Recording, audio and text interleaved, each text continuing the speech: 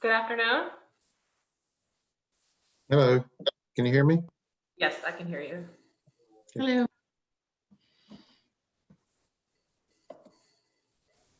Okay.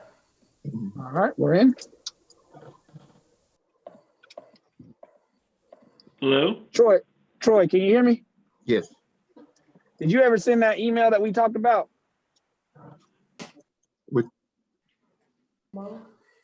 That email that we talked about dealing with that diversity of applicants? No, that's under review. It's not been reviewed yet. Okay. Do you know when they'll know? I'll get with Stan. We've already submitted it in. You said what now? You said you've already submitted it in, the applicants already? Yeah, message me offline. Okay. Well, I mean, I called. I thought the email would have been in by now because I think I called like what, Monday? That's why I was asking.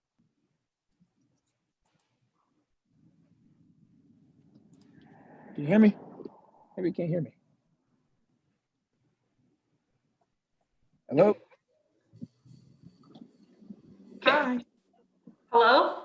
Hi. I just want to confirm we're still missing Commissioner Waddell and Chair Isikoff. Hey, can you all hear me? Yes. Oh, you are here. Okay, I'm sorry. Oh, hey, this I just is got Peter on. Isikoff. Yeah, I'm trying to connect to video here, but at least I've got phone connection. Okay, and then Commissioner Waddell is also present? Yes, I am. I just got on. Oh, okay, I see you. Okay, thank you. Mhm. Perfect. So we have everyone. So Troy, did you hear what I asked you earlier? I'm sorry, hold on a second. I'm hearing an echo. I think it's because the Facebook stream is live. Also, just to let everybody know, the meeting is being recorded for all city staff. All right. So I was just wondering, so y'all have already turned it in or what's going on with that? No, you're asking about the RFPs and RFQs, they're under review. Okay. Is there any particular, you've already shut off the cutoff date for the original 20. So I was wondering what the demographic was. The Yeah, diversity demographic. Yeah, this is not the forum to have that discussion. We can talk with Stan offline. Do you have any idea when we can do that, or do we need to have well, maybe I'll take it to the commission for a vote and we'll figure out if we can meet up offline or we can have that information emailed to us by a certain date and time. Is that all right? We can talk with Stan about it tomorrow after the meeting if you'd like. All right, I'll bring it up in just a little bit whenever we get started. Mr. Chairman, I don't show anybody else in the waiting room. Thank you. And it's looking like I have video feed of you all. I'm able to see everything and presumably see the videos of the properties when they come up.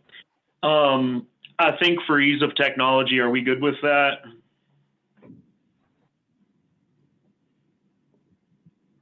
I mean, yes, if you can confirm that you can see everything. What's the issue with the video? I'm trying to connect. I have video on my phone, but my phone video is acting up. So I'm connected here through my office phone. Okay. I'll keep trying while we're going, but I don't want to hold things up. Okay.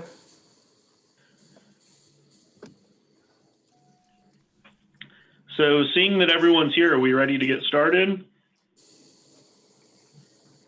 Yes. Do it. All right, I'll call this meeting to order. This is the December meeting of the Greensboro Minimum Housing Standards Commission. We'll go over some administrative items at the onset and then move into our cases for the day. The Housing Commission is concerned with everything above the ground. We are not concerned with use of the property. We're concerned with housing code violations that have been found by an inspector and what the plan is for homeowners to fix those violations. And we're looking for specific plans, names of contractors that you've hired, timelines for completion, things like that to let us know that there is progress moving forward. Especially with this virtual meeting and with technology and COVID being what it is, if everyone could try their best not to interrupt each other just to make sure we have a good line of communication that everyone can understand. And if for any reason, if anyone's technology glitches out and you need us to repeat something, just let us know. The other thing I want to emphasize, and I think council might have a statement as well, is we're conducting these meetings virtually based on the situation with COVID and not wanting to have a large in-person meeting. Everyone has a right to have an in-person meeting if they so choose. That would be, we do not have an in-person meeting scheduled, but once COVID is under control and things start returning towards meeting in person, any case we can put on an upcoming in-person docket. So that being said, we received minutes from our meeting on November 12th. I'd entertain any discussion or motions about that. Chairman, I do have one correction that was not in the information y'all received on the minutes from the 12th. On 4123 Lawndale Drive, which was item number 12 on that agenda, that we're at the bottom where it says Chair Iscoff moved to continue to the January 14th. It's actually December 10th. So that was the only change that we had in the office here. Thank you for clarifying that. Aside from that change, does anyone have any comments or issues, or are there any motions on the floor about the minutes? Make a motion to accept the minutes with the adjustment. A second. Thank you. We have a motion and a second. We'll do a roll call vote. Commissioner Biggerstaff, Yes. Commissioner Brown, Commissioner Brown, Yes. Yes. Commissioner Lamont, Yes. Commissioner Nazim, Yes. Commissioner Young, Yes. Commissioner Waddell, Yes. Chair Isikoff. Yes. That motion passes unanimously, so the minutes are approved. Similarly, we had annual training on October 20th. The commission members have received minutes from that training session. Are there any motions on the floor? I have a motion I'd like to make a motion that we, during that training session, we talked about the receivership program. Earlier this week, I spoke to Troy. I was looking for an email. I haven't got it yet. Per you starting to talk here today, myself and some other commissioners would like to be able to see, now that the closing period has closed, we were really into a pretty good discussion about the diversity of applicants. So I'd like to make a motion that we get a chance to see that diversity of applicants now that it's been closed and the initial 20 or whatever applicants have been put into the system. I'd like to get a chance to get like a report to the commission to see what the diversity breakdown is. I'd like to make that a motion. I think that's going to be important for us to be able, as we move forward with the receivership program, to see how it's going to be divested as we vote towards pushing some of these properties towards receivership.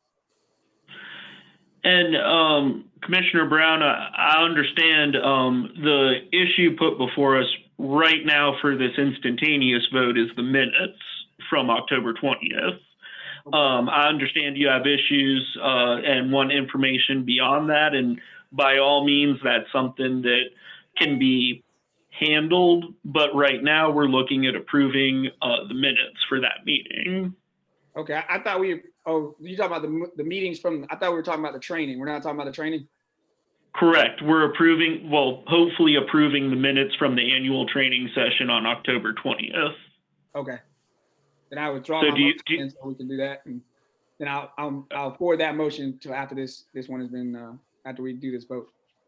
And that's something we can certainly talk about. My door's always open. But right now we're focused on approving the minutes. All right, go ahead. Are there any motions about the minutes from the annual training session? I make a motion to approve the minutes of the training session. Second. We have a motion and a second. We'll do a roll call vote. Commissioner Biggerstaff, Yes. Commissioner Brown, Yep. Commissioner Isikoff, Yes. Commissioner Lamont, Yes. Commissioner Nazim, Yes. Commissioner Young, Yes. Commissioner Waddell. Yes. That passes unanimously. Thank you, everyone. Are there any, and this is a question for staff, any changes to today's agenda? Yes, sir, there are. We're going to withdraw number 7 and 13. And we're also going to add a rescinded case. It'll be number 29. It's 2209 Apache Street, units A, H, K, and M. And I want to make sure I have those units A, H, K, and M as in Mama, you said? M as in Mary, yes. Okay. And then Thank also, just one more quick thing. On number 10, the owners are available, but they have commitment from 2 to 2:45. So we are requesting if we could hear that one first. And that's 4123 Lawndale. Yes, sir. All right, we'll move that to the front of the continued cases right before 815 Pearson Street. Any further changes to the docket? No, not for me. No. Thank you. And I just wanted, we could talk about this at the end of the meeting if need be, but I just wanted to update folks about our working session. We did have a planning meeting, as we discussed, about having a working session to work towards some sort of joint partnership with the Human Rights Commission. I believe one of the outcomes of that meeting was, I believe the Human Rights Commission was going to send an observer to our meetings. Is there anyone here from the Human Rights Commission today?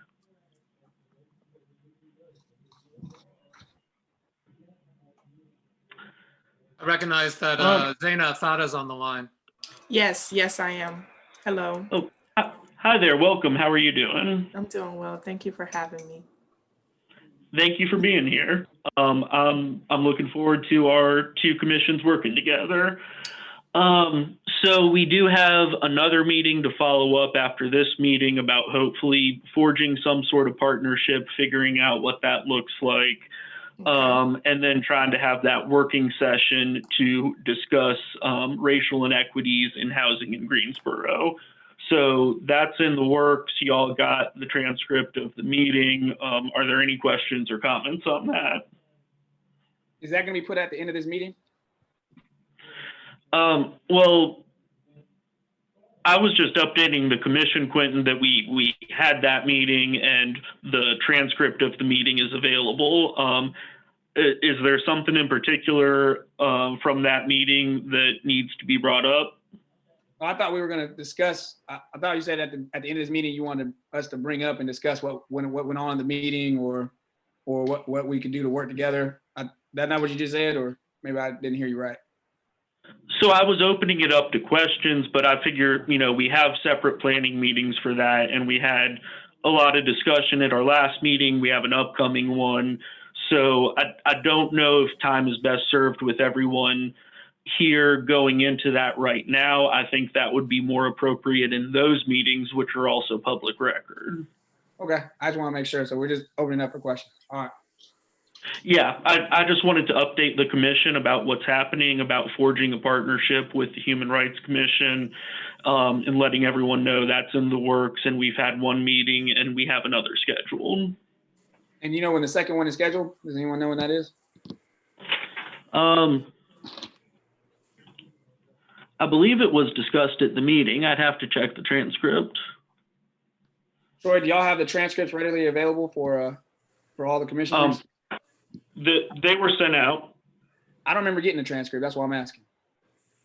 I think they came earlier today by email. I know I got an email. Yeah, I'm checking.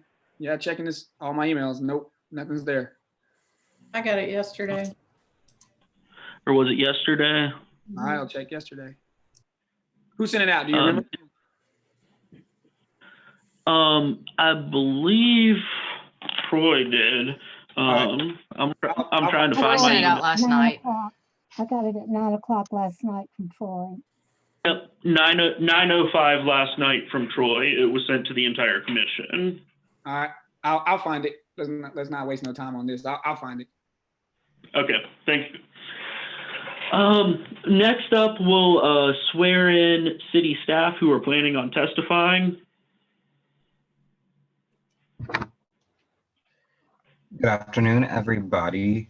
Do you affirm that the testimony that you give today in the following matter is the truth, the whole truth, and nothing but the truth? I do. I do. Yes. All right, please proceed. Thank you. And normally in in-person meetings, we'd swear everyone in from the public who's going to testify. Given that this is virtual, we're going to do that at the beginning of every case, just for ease.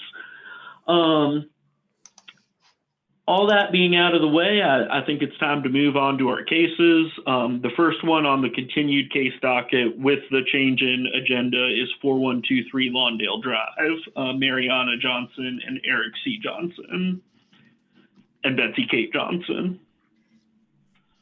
So for 4123 Lawndale Drive, the date of initial inspection was September 13th, 2017. There was a hearing on January 7th, 2020. There was an order to demolish issued January 7th, 2020. It expired February 7th, 2020. The property did have to be secured. There are children in the area. There is a school nearby. There is not a history of police complaints. The city is requesting an order to demolish as the cost to repair is 91% of the tax value. If we could go ahead and get the owners sworn in before. I'm here. Ms. Johnson, Yes. Ms. Decker, This is just Johnson. Good morning, Ms. Johnson. Do you affirm that the testimony you will be giving in the following matter is the truth, the whole truth, and nothing but the truth? Yes. Please proceed. Ms. Johnson, can you hear me? Yes. Hi, my name is Jasmine Pressa and I work in the attorney's office. And I just want to let you know that you have a right to an in-person hearing regarding the code violations on your property. If you choose to have an in-person hearing, the case will be postponed until such time that we are able to conduct in-person meetings.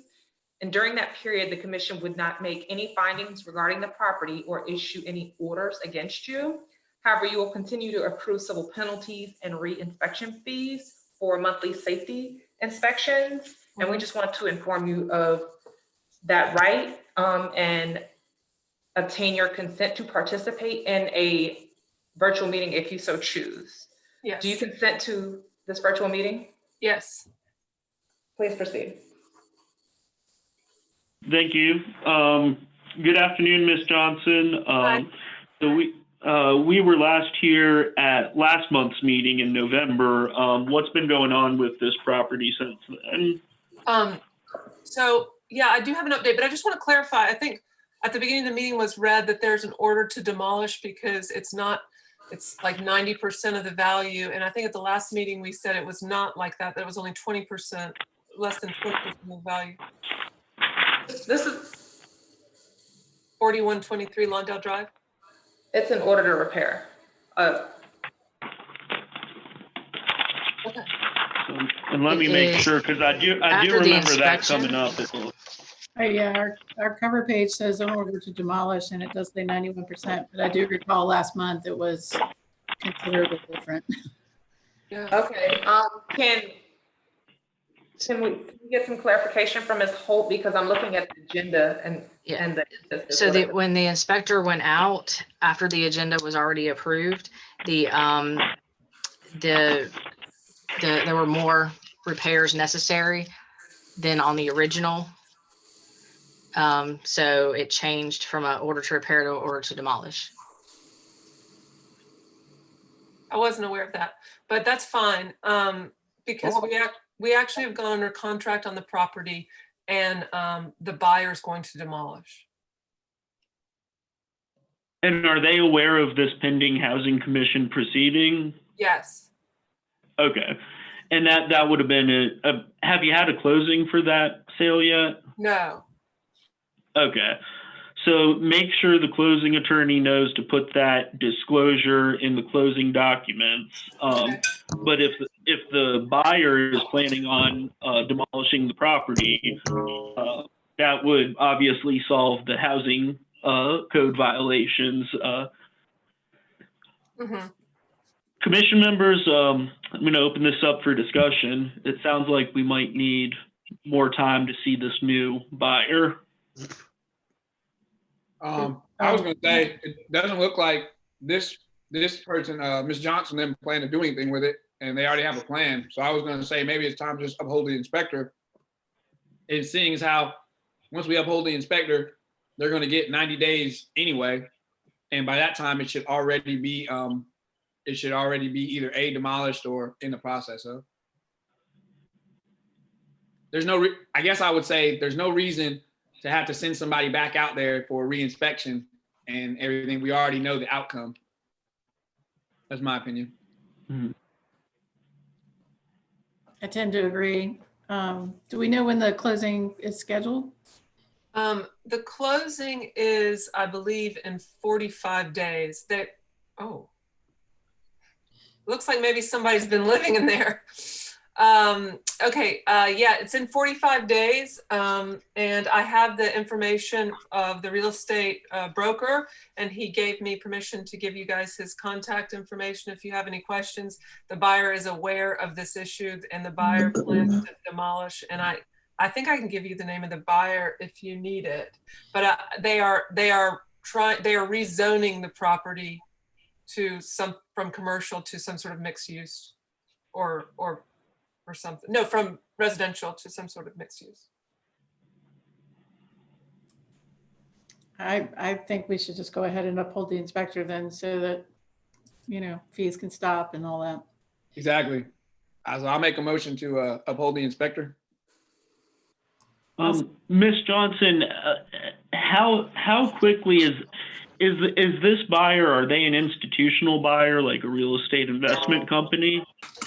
No, the people have names, and I've already signed the contract and everything. But it is more than one person. I think they're planning to open some sort of doctor's office or something on the property. So what we're debating is this is an order to demolish anyway, and it sounds like the potential buyer's goal is to demolish as well. Yes. If that's the case, by all means, I would say let the buyer handle the demolition as opposed to spending city resources on that. Oh, right, correct. That's part of the contract, that they're going to pay for the demolition. Would 90 days, so if we uphold the inspector and say we're putting an order to demolish on the books, there's a 90-day period where we could not take any action. Okay. After that, it goes into the queue for the city to hire a demolition company. Right. Would that give the buyer enough time if closing is 45 days out? So that'd be about 45 days more to do the demolition. Correct. That would be fine with me, but I just want to clarify, if, let's say in 45 days something goes wrong, can I contact you and revisit because, you know, and change the outcome in some way? Like if I want to pay for the demolition myself, let's just say if this whole thing falls apart. So my understanding is the owner can always demolish. Okay. And if there's a properly done demolition, then since the house is gone, there's no housing code violations. Okay. So if you decide not to sell, you'd be completely within your rights to do that. Okay, understood. Yeah, I think 90 days is plenty of time. All right. I put a motion Commissioners, out there. I think it was seconded. Is there any further discussion before we call the question? Seeing none, we have a motion and a second to uphold the order for demolition. We'll do a roll call vote. Commissioner Biggerstaff, Yes. Commissioner Brown, Yep. Commissioner Lamont, Yes. Commissioner Nazim, Yes. Commissioner Young, Yes. Commissioner Waddell, Yes. Chair Isikoff. Yes. Excuse me. So Ms. Johnson, what this means, I'm gonna read an order very shortly into the record. It's an order to demolish. That will officially put it on the books that this is going towards the city queue for demolition. Okay. It will not go to the queue until 90 days. And there's probably time after that because I know there is generally a backlog for the city hiring contractors to fix these types of things. Okay. Or do demolition, but at a minimum, you have 90 days from today. So And I just have that a being question. said, Go ahead. yes, I just have a couple of questions before you read the findings of fact in order. And the questions are for Mr. Roach. Okay. Are you there? Yes. Is the video being shown a fair and accurate depiction of the property? Yes, it is. When was the last time the property was inspected?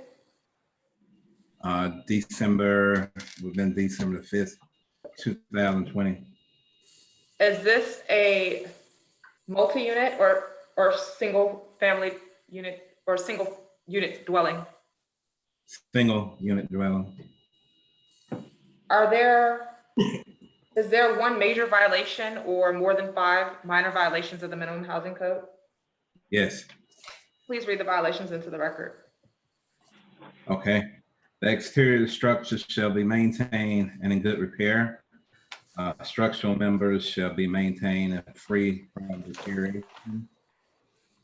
Flooring and flooring components and with defects and serviceability of flooring components show signs of deteriorations and fatigue. Roofing and roofing components that have defects that emit rain, roof surfaces, inadequate drainage, or proportion of roof trimming that is not in good repair with signs of deterioration. Every window, skylight, door frame shall be kept and found in good condition, good repair, and weather tight. Cracked and Thank you. missing. Oh, sorry. Cracked and missing electrical outlet covers, switch plate covers, missing smoke detectors, no heat. There's no water available at the time. All peeling, chipping, and abraded paint surfaces should be repaired. All cracked, loose plaster, decayed wood, other defective conditions should be repaired or replaced. That's all. Thank you. Excuse me, I had a quick question. Who seconded the motion for the last vote, by the way? I did. Tracy Lamont. All right, thank you. I appreciate it.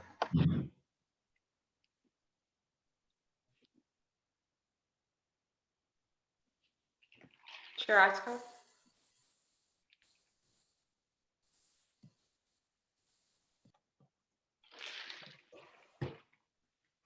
Chair Isikoff, you're muted right now. Can you all hear me now? Yes. Okay. The property involved in this matter is located at 4123 Lawndale Drive, Greensboro, North Carolina. The property owner and all parties in interest in said property have been properly served with all complaints, notices, or orders issued in this matter in compliance with the law. The property owner and all parties in interest were afforded their due process rights in compliance with the law. The property in question has more than 5 separate types of violations of any of the minimum housing code standards, and the cost to repair said violations is greater than 50% of the value of the structure. The continuation of the dwelling in its current condition is detrimental to the health, safety, morals, and welfare of the people within the city of Greensboro and is unfit for human habitation. Based upon the foregoing findings of fact, it's hereby concluded that 1, this matter is properly before this commission, 2, the described structure is dangerous and unfit for human habitation, and 3, the order of the inspector is proper in all respects. Therefore, it is ordered, resolved, and decreed by a vote of this commission that the inspector's order to demolish is upheld. This is the 10th day of December 2020. So, Ms. Johnson, that means the order is in the record 90 days. If you get it demolished, just let the city know and we can close this out so the city wouldn't have another contractor go in. Can I ask one last question? Which is just, if, Yes. let's say I just went ahead and paid to demolish it myself, does that mean the fines that we have accrued minus the minimum payment of $500 would be rescinded, or is that only for renovation? So my understanding, and I'll defer to staff on this, is any expenses that you incur fixing the property or fixing the violations can be reduced down to 500. And my understanding is that would include demolition costs. Does staff have any further guidance on that? This is Troy. That is correct. Any cost to correct a violation, which includes demolition, will wipe away all civil penalties down to no less than $500. And you would just complete the reduction form and submit that to my office. Okay, great. Thank you very much. Thank you. And please do make sure to submit that form because that starts the reduction process. Okay. Oh, well, thank you. Thank you. All right, the next property on our docket is 815 Pearson Street. So for 815 Pearson Street, the date of initial inspection was December 7th, 2012. The date of the hearing was January 7th, 2013. The order to demo was issued January 7th, 2013. It expired February 7th, 2020. The property did not have to be secured. There are children in the area. There is not a school nearby. There is not a history of police complaints. The city is requesting an order to demolish as the cost to repair equals 112% of the tax value. Thank you. And do we have anyone here for this property? Mr. Marple? Yes, I'm here. So what's been going on? I know I got we've been watching the progress on this property. What's been happening since the August meeting? Do I need to be sworn in first? Yes, let's get you sworn in. Good afternoon, Mr. Marple. Do you affirm that the testimony you give in the following matter is the truth, the whole truth, and nothing but the truth? I do. Thank you. Please proceed. Mr. Marple, you have a right to an in-person hearing regarding the code violations on this property. If you choose to have an in-person hearing, the case will be postponed until such time that we are able to conduct in-person meetings. During that time, the commission will not make any findings regarding the property or issue any orders against you. However, you will continue to accrue civil penalties and reinspection fees for monthly safety inspections. And sir, do you consent to this virtual meeting? I do. Proceed. Thank you. So we were last here in August, Mr. Marple, and gave you an extension till December. What's been going on this fall? Okay. At that time, we had just we were just completing the repair work to the piers that had water damage and the sills that had water damage. You can see where they've all been replaced now. I think that was replaced within a week or so of the last of the meeting where we completed that work. the aprons have not been, the surround aprons have not been reinstalled on the property, as our contractor is just south of Charlotte. And especially under COVID, he wants to finish everything in one fell swoop, and didn't want to come up just for a couple days to do that particular part of the installation to finish those skirts. The house is still secure though.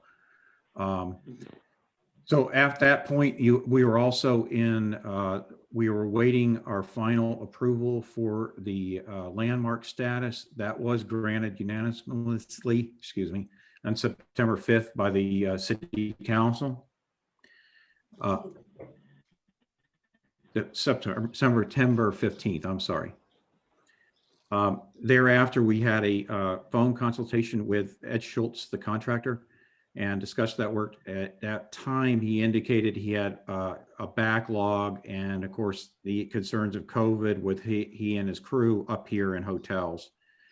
And I believe the other issue that we had is he pulled the permits for the repairs on the house, which superseded the original permits that I had, but was not able to get the permits for the addition. We weren't sure why, because of the fact that we'd submitted all this in both the at Mitch Wild's office for the state for the original approval and for the landmark approval. We've since, and again, this was my ignorance. I did not realize this. As of the point of getting the landmark status, we had to get a additional certificate of appropriateness from the landmark committee. So I'll get to that in a bit. So apparently that was the main reason why the permit, even though it was or the plans were inclusive of the addition, that permit was not was able to be pulled. Okay. In the meantime, the other thing that the contractor had requested is the millwork on the house is unique. In other words, it's not something we could purchase off the shelf. So the apron that we're talking about repairing, all of the interior baseboards that were damaged, and all of the window frames for that molding had to be milled. That was done at the hardware store up in Gibsonville, and that was completed, I believe, in October. Yeah, October 25th, or 24th, we were able to pick that up. So all of that is there. That was the other item that the contractor had requested that we have in place. By the time that work was done, again, he had issues where he wasn't going to be available until December. And of course, when he was available again, or excuse me, was that correct, honey? That was beginning of December. He expected to be available. End of December. Okay, sorry. So consequently, we were trying to line that up, but now it looks like it's going to be January, because the next time the committee meets to do the certificate of appropriateness is going to be on January 19th. However, since we've already gone through the process and all of this was included in the original plans, they informed my wife they believe that could actually be approved in 24 hours. So then we could resubmit the plans to get the final permits for the addition.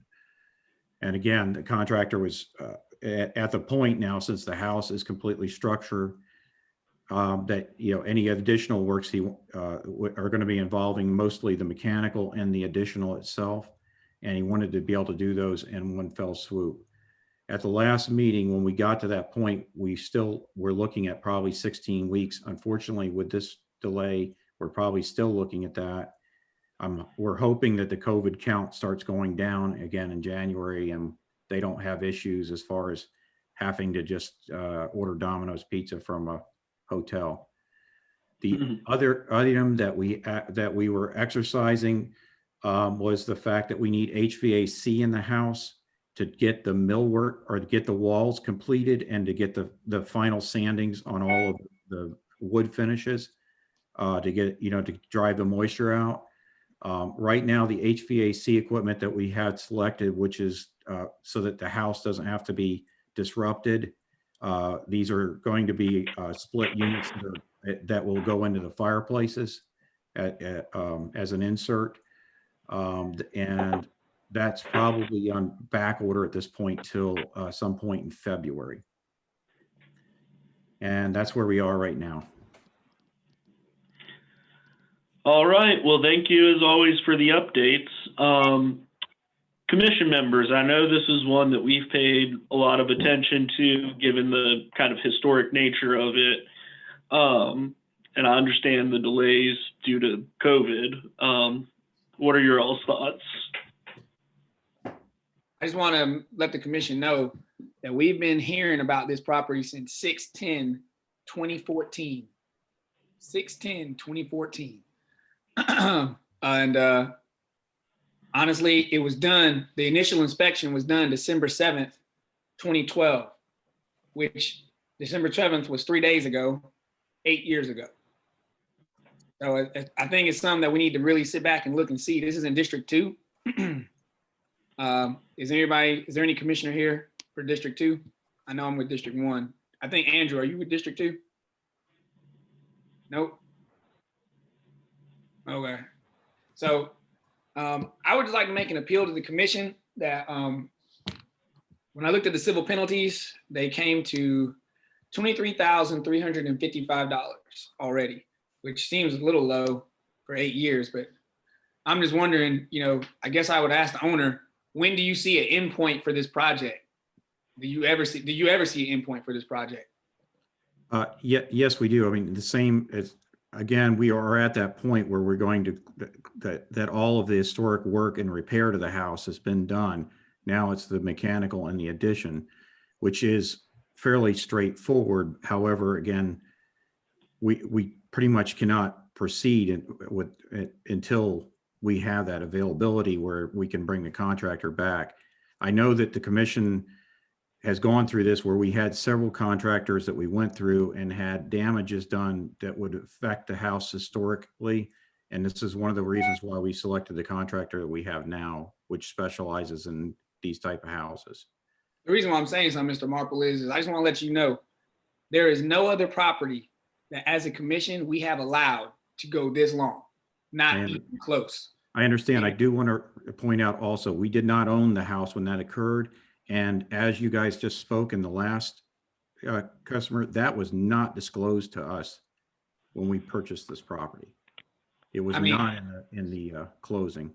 I totally understand. But I mean, I'm just looking at it from a common sense standpoint. Mm-hmm. I mean, 8 years is a mighty long time to be fooling with one house. I mean, assume if you ain't careful, you're past half point of a decade at this point. I mean, clearly you got enough repairs that's going to wipe away the civil penalty with ease. But I mean, at what point, are you ever going to be able to break even with this house? And what I mean by that is you already stated, I remember we asked you one time, are you going to live there or something? And I think you said that y'all were going to rent it out for, I guess, a year or two and then sell it. Or was that the case? The only way to make this house profitable, if you would, or to break even, was to be able to get it into landmark status, which we've now done, and then get and be able to get the tax credits. To do the tax credits, we can't really live there because that's only a 15% as opposed to I think, is it 50%? I think it's around 50%, no, I'm sorry, it's 40% for a rental property for 5 years. And that was the reason that we went that route, is because, again, you can imagine the value of the house could not come close to that. And without having those type of tax credits to get to that point. I just have to ask you, your house is the only house that I can honestly say has been on this commission longer than I have and will probably be on there longer than I'm gone. So a whole series has gone through, and I had to be candid with you. I mean, we don't give no one else this, historic or not, we don't give no one else this type of leeway. And I would like to hear from other people on the commission, like Ms. Waddell or somebody, to see what they think, because they're kind of new to it, so they haven't seen it. The chair and I have heard about it for years, and I was just wondering, at what point are you going to reach a stopping point? Because it's always, I wouldn't say it's always, but I'd say that the standard verbiage is, we're at this point, we're trying to get to this point, we got delayed, we had to get the contractor got delayed, this is where we're at right now, and this is where we're moving. And like I said, the numbers and the data is showing that we've been fooling with it now for, like I said, 8 years. 8 years we've been dealing with it. And there ain't nobody else in the city that can even come close to that. No one. Again, I understand that. However, again, at the very first of these meetings I got called into, which I did not expect because it was not disclosed to us, I told the commission it's a 5-year project. At that given time, if we're going to do it, which is what this, because we were approached by city planning to purchase the house to do this. So rather than them having it demolished. I mean, I understand that you've been here 8 years. And I used to live in the Dunleith neighborhood, and I've seen plenty of houses over there that have been in projects in perpetuity, it seems like. And the difference is that there wasn't a nuisance request to the city for these houses. So I think there's houses like this out there. They're just not before us. And I mean, I know that we've been through different staff and rules have changed over time, but I'm hoping that houses that are truly in progress and people are working on them, I mean, there's no rule that says you have to have something finished by a certain time, as long as you're working on it. I believe that's the way our ordinances read. So I hope that, I hope we don't have any more houses like this, is what I'm trying to say. And Quentin, you know, I hear and everyone, I hear your point about this being on for a long time. I think you and I joined the commission within a couple months of each other, and yep, it's been on here. But I know this project is kind of unique in that it's been working with other bodies and commissions about getting the historical status. I want to make sure the property is secured and it's safe and there's no one in there that could get hurt. But I guess it's kind of a balancing. We've got the time on the one hand, and it's a good thing to have a well done, historically preserved house. So that's where my headspace is at.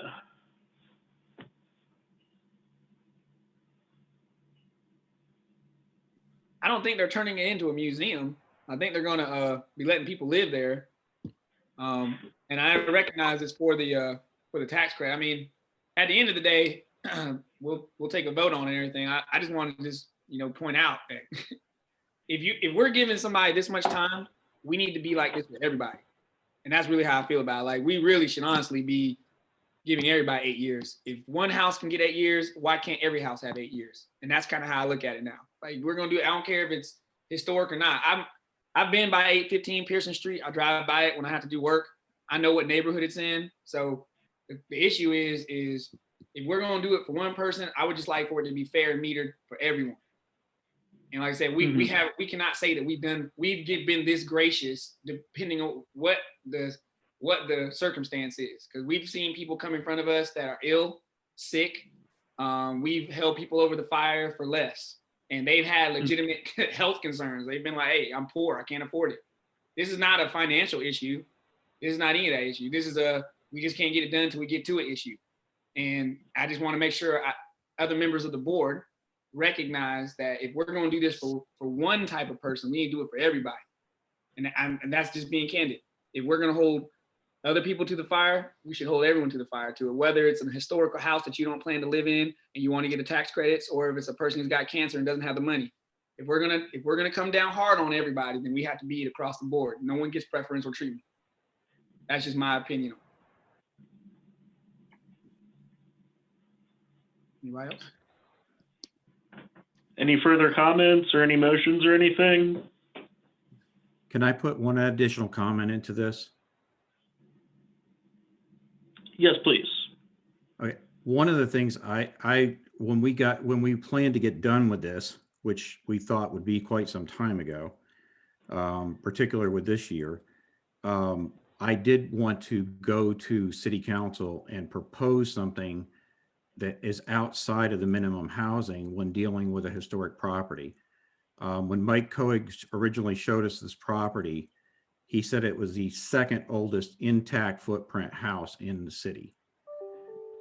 So that's one of those aspects. And I think that it would behoove the city to be able to deal with properties like this and have them done where we made a lot of mistakes in the beginning because we tried to push as fast as we could and then had to have work reversed that would have cost us the landmark status. That it would have been better if it could be basically put under the jurisdiction or guidance or something like that, like Preservation Greensboro. I'm just making that recommendation. I do plan on making that recommendation again to City Council when we get done, because I think that some type of ordinance should be set up for this, because I definitely know of an awful lot of houses, as was brought up earlier, that probably should be torn down, that need to get moved into some sort of status to get people to restore them. And we live 1,000 feet from that house, by the way. And there's a couple houses in our immediate neighborhood that haven't been condemned that should have been long before this one.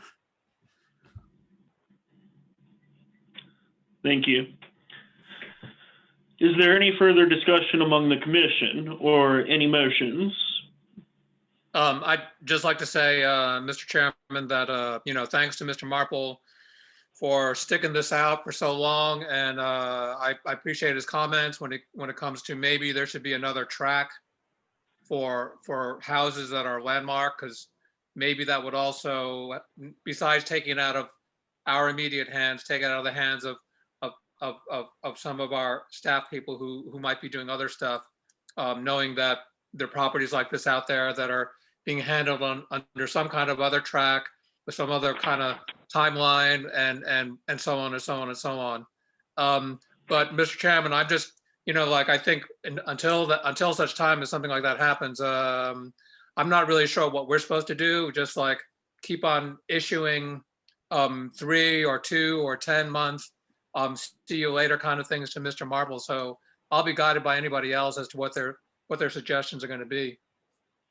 And thank you, Mr. Young. And I take your point and Quentin's point to heart that this property, has been treated differently and given more leeway.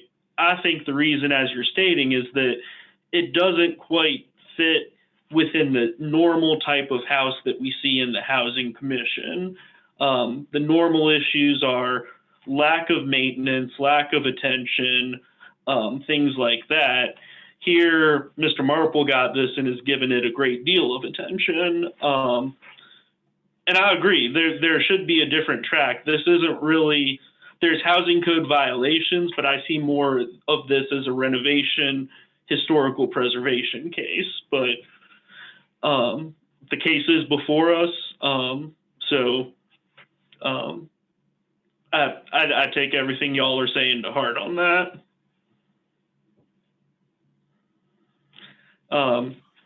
I'd personally be in favor of kicking it out just because this is a unique situation.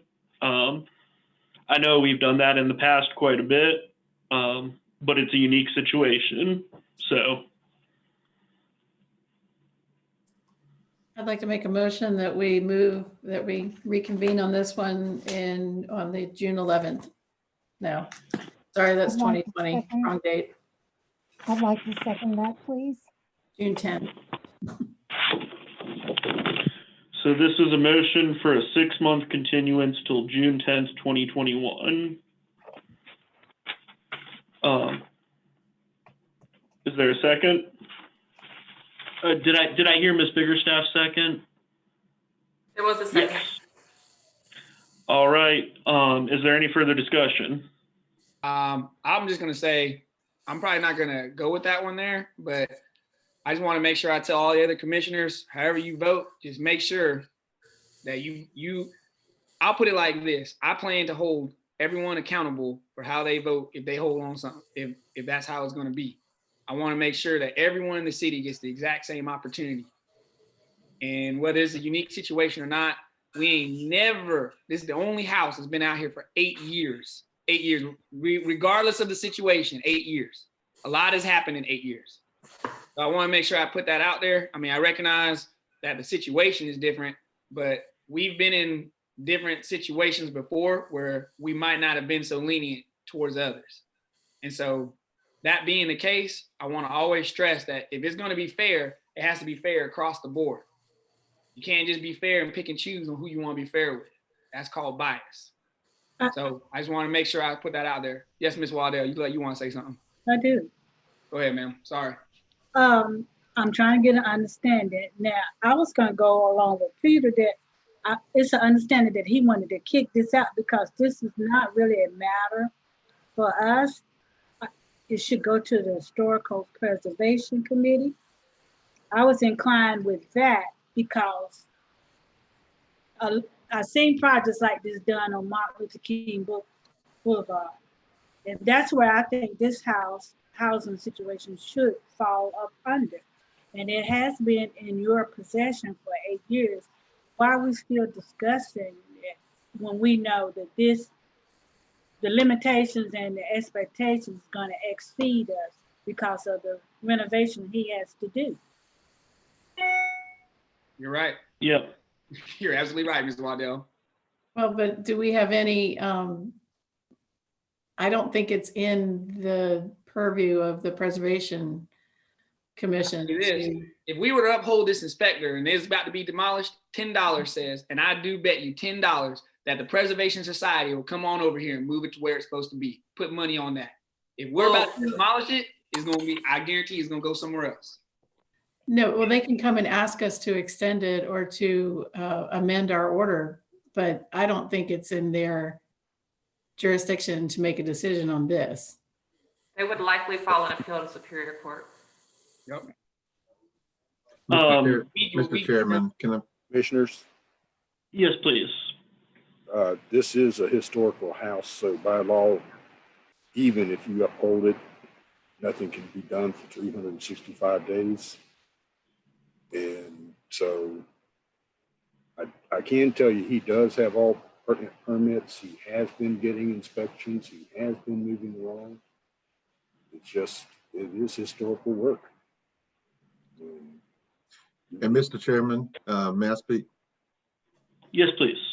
All right, so just from the staff side, when you, I definitely appreciate the comments on the consistency and the precedents, but just to let you know, there is an ordinance that allows your continuations when houses and structures are within the rehab program, and you can utilize that type of precedence if you want to make a similar comparison. So what that means is in the city ordinance where it talks about rehabilitation, if a property has submitted an application and is awaiting review for rehab in a city's program, or they have been approved or awaiting construction or during construction, then we are allowed as staff, we're allowed to provide as many continuances are necessary prior to referring the case to the Housing Commission. That's a separate ordinance that we utilize for rehab program structures, which you could do the same precedence if you happen to have a house that is before you that comes in late in the game into the rehab program. So if you made up a comparison to that rehab option to a property that may be in this situation as historic, and treat them, so if you happen to find that you want to treat it differently or the same as rehab, then you know that under the rehab or under the historic rules with the state statutes and everything, there's a lot of things that's not directly in control with the property owner. There's things that they have to abide by with the other rules and the other laws. And then one of the things that Mr. Sheffield did provide is that even if a decision's upheld, the Preservation Commission also has to either approve it or we have to wait 365 days for that approval. So I just wanted to share the part with the rehab that if you wanted to determine what your precedents would be for your future decisions, rehab has an option there if you want to consider it or define how you'd like to make that decision in the future when you're involving a historic property. That's all. And just to Thank say, you. Sorry, Peter, go ahead. Oh, no, please go ahead. I was just gonna say, I think we have set that precedence where when people were applying for the different programs, I think we've been very open to saying, okay, you just need more time, and we give it. And fortunately, other houses just don't take 8 years to get through. So I know, right? so maybe, I feel like I know that if I hear somebody say, I'm going through the lead paint program, or we're looking for this other loan, or we're looking, that takes front and center to how much time that, somebody should have. Mm-hmm. So, I concur 100%. And like I said, I mean, if we uphold the inspector, you still get 365 days, which would then be 9 years before we would be able to, or before the city would demolish it. And my whole thing is we've been looking at it for 8 years. In 365, in 1 year, it should be complete regardless. The question is how many more, I wonder, it'd be interesting to see how much money it's cost to go back out there, refilm, all the resources it's taken to bring it in front of the commission so many times, which it has started coming before us since 2014. So just think about all the times it's had to come up here, all the times you had to drive out there, all the times that someone's had to inspect it, all the man hours that has gone into that. When there really isn't an end in sight per se, and if you were to uphold them due to the laws of the state, they would still have a year before anything would be done. And we all know that the backlog on the demolition list is even longer. So it could be 3 or 4 years, but at least we wouldn't be taking city money or city resources and to keep building and building and building on it. I'm just looking at it in terms of, if we want to make the financial hurt stop for the city side, this would be a logical step, because no one's going to be demolishing it this year. This time next year, it still won't be demolished. And then he can work without having to come in front of us. That's just my 2 cents.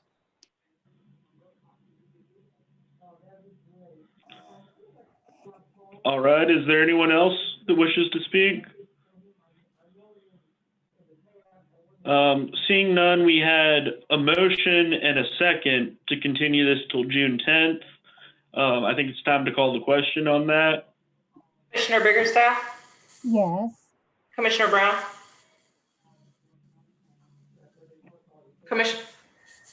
No. Commissioner Lamont? yes. Commissioner Nazim?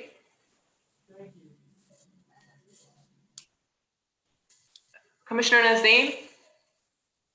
Yes. Commissioner Young? Yes. Commissioner Waddell? No. Chair Isikoff? Yes. So noting 2 in opposition, that motion passes. So June 10th, 2021 is the new date. Thank you, Mr. Marple, for your work. Keep working on it. I just want to make sure I let you know, Chair. That's like we talked about maybe when we had that vote that was so interesting. I want you to look at the makeup of the yeses and nos. Make sure you make eye of that. Okay? Make sure you watch that. I'm always going to bring that up from this point on until I'm off the commission. Whenever there's a racial divide, I'm always going to say something. You need to watch that, because this is our district. This is where we live at. I understand your opinion, Mr. Brown. My thoughts are based on the historical preservation aspect. I understand and I welcome disagreement. Okay. Moving on, the next case is 311 Schaffner Court. So for 311 Schaffner Court, let's see. The date of initial inspection was January 8th, 2019. The date of the hearing was February 5th, 2019. The order to repair was issued February 6, 2019 and expired March 6, 2019. The property did not have to be secured. There are children in the area. There is a school nearby. There is not a history of police complaints. We are seeking an order to repair as the cost to repair is 45% of the tax value. Thank you. And I see the next one on the docket is 311B. I'm trying to remember, are these basically the same property? Should we hear them together? Yes. Well, it's my understanding, and just looking at the agenda, one is an order to demolish and one is an order to repair. And I believe these are two separate structures on the parcel. That is correct. Well, let's delve into this, and if it makes sense to bring both cases together to be heard, we can do that. But let's start with 311 Schaffner, docket item 8. Is there anyone here to speak on that? Yes, I'm here. Welcome. Thank you for being here. And can you tell us what's going on with it? If we could get her sworn in first, Chair. Yes, let's get her sworn in. We haven't done that yet. Good afternoon, Ms. Allred. Do you affirm that the testimony you give in the following matter is the truth, the whole truth, and nothing but the truth? Yes. You may proceed. Ma'am, you have a right to an in-person hearing regarding the code violations on your property. If you choose to have an in-person hearing, the case will be postponed until such time that we are able to conduct in-person meetings. During that period, the commission will not make any findings regarding the property or issue any orders against you. However, you will continue to accrue civil penalties and re-inspection fees for monthly safety inspections. Do you consent to this virtual meeting? Yes, ma'am. Please proceed. Thank you. Ma'am, I see that we were last here in October, and my notes are indicating you were going to look into the lead-based paint relief program. Yes, they were supposed to contact me in regards to the program. I think that someone did. I'm not for sure though. I don't want to lie and say they did and they didn't. So I think they did contact Malcolm Glenn, in regards to that. But other than that, no, I have not heard anything else about it. And Malcolm Glenn, is he your contractor? No, he's actually the person that's on the property. Oh, living there right now? No, no one lives there. No. Okay. So I guess I'm just confused. What is his relation to the property? He owns the where it's my son actually. Okay. Because you're listed as the owner of record. Yeah. But you're saying your son helps you out with stuff there. Yeah. He has like all of it is ours together. Mm-hmm. Okay, I gotcha. So yeah, that lead-based paint, that's really something that I think could be helpful for you. And there are city funds available to assist with that. I'm looking at the other violations here. Some repair work to the windows and electrical need to be done. But it looks like work is being done. So perhaps the inspector could comment on progress. Hey, Inspector Neal speaking. Yeah, this property is about 95% complete. He's already completed a lot of things. I've tried to get him on the meeting, but he wasn't able to jump on. And Okay. But he is working on this address, and it's a lot of things have been buttoned up. It's a little bit of finished work in the areas that I have addressed with the foundation, and other things have already been addressed as of today. He sent me some more photos, and that's been done since my videoing. I'd like to make a motion that we continue this case 60 days. Excuse me. Hello? Hi, yes, sorry. Staff here. I wanted to also point out, we were looking at the pictures here now. Sorry, I'm the housing rehab administrator. I have not spoken with Miss Allred or with, I think you said your son's name was Malcolm. Yes, I wasn't for sure. I remember last meeting that they had discussed it, and they said they would, get in contact with me, but I wasn't for sure if they got in contact with him because like a majority of the time they do more talking to him than me. Okay, so I did see, I was checking to see if Melissa, she said that Melissa Burton, who is our Lead Safe Greensboro program manager, or sorry, assistant at the moment, she said that she may have sent an application, but she didn't speak with anyone. After looking at the pictures, and our lead rehab specialist can talk more about this, but looking from the video right now at the inside and looking at the windows, because some of the windows are replacement, it doesn't look like much of it would be eligible for our lead safe program. Okay, that's fine. Have you sent somebody out there? We're just trying to just go ahead and get it all completed and get off you guys' books. That's all we're just trying to do. Have y'all sent anybody out there?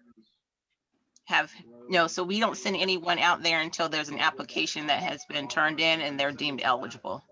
How do they get deemed eligible? They have to submit an application with completed documentation. Okay, so ma'am, have you turned in your application? I never got an application. I mean, like last meeting they discussed it, but I know I thought someone followed up. Like I said, I didn't want to lie and say they did and they did, or however. But no, I don't know what to do at this point. Like, it's been discussed, but what do I do? Like, all right, man. Per this meeting right here, you might want to call the You department. can call me. And I'm sure she can give you her number per this situation right here, and you can get in contact with her. But like I said, I was making a motion that we extend this out 60 days due to the fact that he's already 95% done and he has made significant progress. They're going to obviously put in an application per this conversation right now. So I would like to use that, citing that the last case we just heard, we gave them 6 months and they weren't even this close. So I like to make a motion for 6 months. Hopefully it'll get seconded. I'll second that. All right. I'd like to speak real quick. I did speak with Malcolm about the lead base, and he was prepared to finish the house prior to any application, so he didn't believe he needed it at the time. Right. Okay. And yeah, perhaps, we're really going to finish the house regardless of any application or anything, because we never knew anything about it. Like I said, it was only discussed about that last time. So, I mean, if we get it, that's fine. If we don't, we're still going to be fine. Mm-hmm. But if it's available, we'll take advantage of it. Go ahead. It never hurts to apply. So maybe we can, if you can get in touch or have your son get in touch with Miss Randolph. It sounds like there might be some issues. If Miss Randolph can, I don't know if she have a pen and paper in front of her, but if she can email me the application, that'll be great. And if you're ready, I'll give it to you real quick. Let's do that. Can we do that? Miss Allred, if you would type your email in the chat, and then Miss Randolph, if you'll type your contact information in the chat. Hold on, let me see how you do. All right, chat. Hold on 1 second. All right. Let me guess, Miss Allred, you're on a cell phone? I am. Chat is disabled. Yeah, it is. I'm about to say it's disabled. So if you're ready, I'll give it to you in go 2 ahead seconds. On and tell her. Just go ahead on and tell her. Let's get it done. Come on. All right. It's RenaissanceAnCensport2016@gmail.com. So you should have Renaissance Transport 2016@gmail.com. That is the longest email I have ever heard in my life. Thank you, ma'am. And did you want to give your phone number as well? So if they needed to reach out. Yeah, I can give you my office phone number. The chat is now working. I'll type it in here, or I can actually just give it. I'll say it. It's 336-273. Hold on 1 second. I'm sorry. I got 373. My God. I gotta get something to write it down. Hold on. Okay. 373-2530. Mm-hmm. Okay. I got it. NRENAISSANC.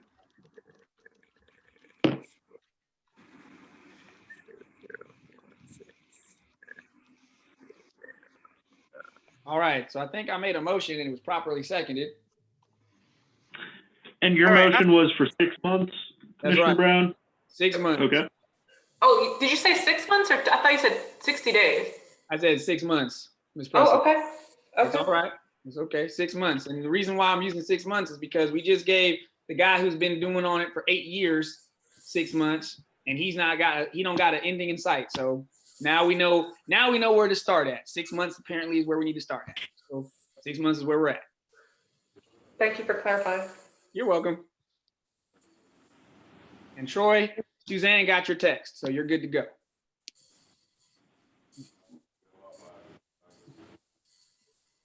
We're gonna take the question. Traska? All right. Is there any further discussion on this? Seeing none, we'll call the question. Commissioner Biggerstaff? Yes. Commissioner Brown? Yep. Commissioner Isikoff? Yes. Commissioner Lamont? Yes. Commissioner Nazim? Yes. Commissioner Young? Yes. Commissioner Waddell? Yes.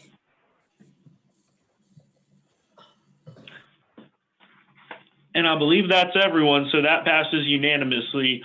Ma'am, thank you for the work you and your son are doing on this property. Please do stay in touch with the city, especially about that program. It sounds like they can't promise there will be eligibility, but it's worth looking into at least to see if there's something that can help you. Yes, sir. Ms. Allred, you So- know about, excuse me, Ms. Allred, you know about the civil penalties on your property? And you know how to handle that stuff? No, this is like the first time for everything. No, I'm not aware.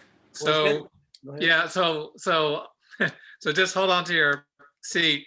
According to this, you have a civil penalty of $2,620, but you can reduce that cost down to $500.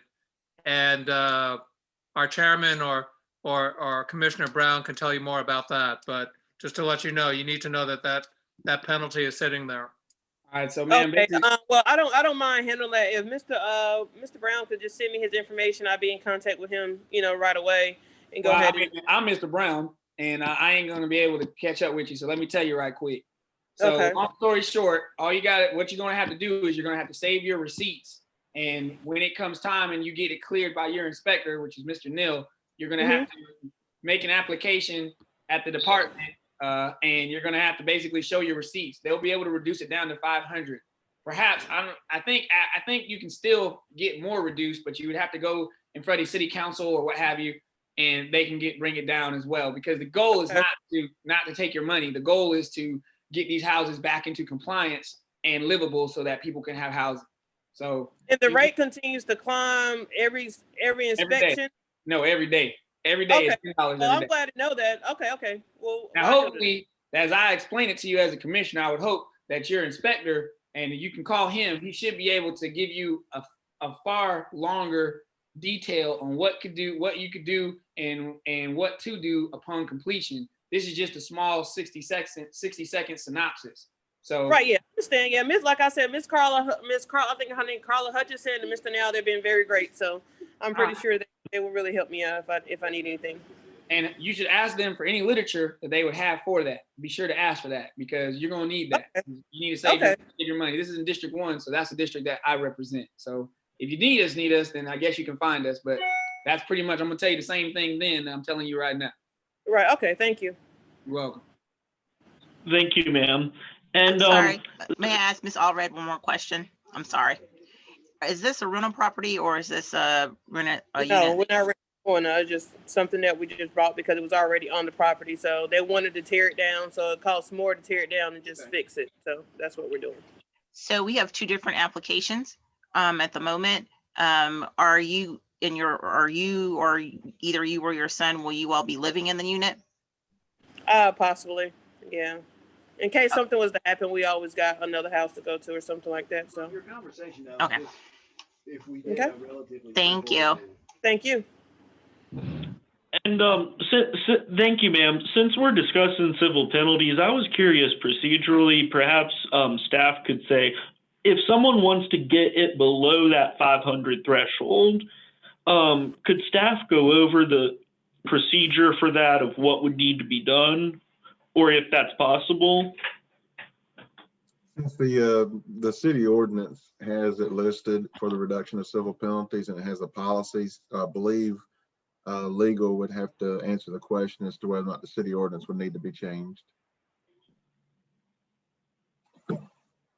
I can pull it up now. It's my understanding that the ordinance, just recall, I can pull it up. I haven't pulled it up yet, but I believe the ordinance says that the civil penalty is adopted by the neighborhood development, is set by the neighborhood development department policy.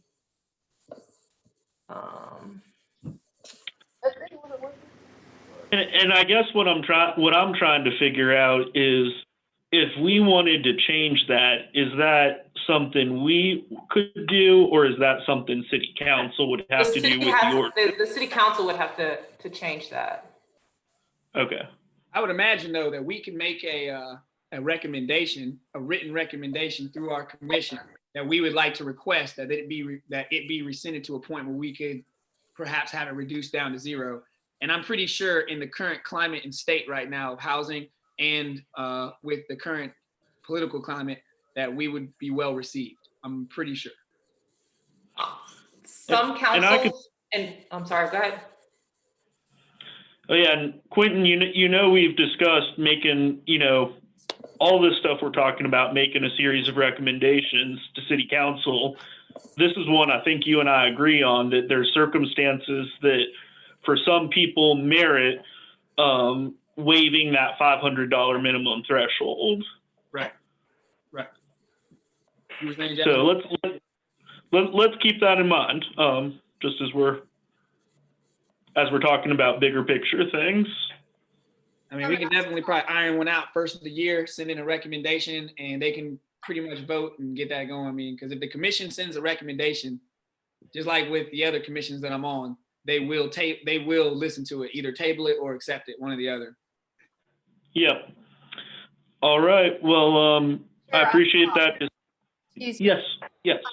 For Ms. Allred, I'm just looking at her address, and I know she said she had never received anything by mail from the city. She's listed at 311 Schaffner Court. Am I missing where she lays her head at night? Because that's the address, and she's indicated that she hasn't received mail. So do we have a mailing address for her other than 311 Schaffner Court? I'm showing on the title abstract. You're right. It's the 311 Schaffner Court address. So we need to find out where the mail needs to go, and if she's not living there, where does she live? And Miss Allred, is that the best mailing address for you, or do you have another address you'd prefer? Yes, that's fine. The mail can go there. We check the mail all the time because there's a shop behind it, and we get the mail there all the time. 311 Shop in the Court. Okay, thank you. No problem. All right. So the 311 was continued till June 10th. I understand we also have 311B, which is a related property. Yeah, so we was finishing off 311 before we was working on both properties at the same time, but was trying to go ahead and finish, one because it became to be a little overwhelming. It became to be a little overwhelming trying to complete both at the same time. So now we're just starting to work on the second property now. And it won't take long to finish that one. I'd like to make a motion that we move this case 6 months on the fact that they're finishing one, they're on the same property. And once they finish one, they can begin working on the next one. And seeing as how the inspector's got to go out there anyway in 6 months or whenever they clear it, he can take a look at the next one and they can begin the process. What we're seeing here is clearly a family business that's got two pieces of that got two structures on one property, and they're just trying to get it together. And we need to do that. That's all. I mean, that's what we're looking at. District 1, right down the pipes. I'll second that again. And my thoughts in terms of precedent and what we're doing. I personally like keeping when we have two separate properties that are related. We get this with like apartments or duplexes or stuff. Having them on the same docket, it saves staff time for not have to do paperwork twice, and means less time that people have to take off of the day to come to these hearings. So I'll second that. Any further discussion? Seeing none, we'll call the question. Commissioner Biggerstaff? Yes. Commissioner Brown, Yes. Commissioner Lamont, Yes. Commissioner Nazim, Yes. Commissioner Young, Yes. Commissioner Waddell, Yes. Chair Isikoff. Yes. So that passes. Miss Allred, both your cases are back on for June 10th of 2021. If you finish everything beforehand, which it sounds like is very likely, just let the inspector know and then you don't have to come back here. All right, thank you so much.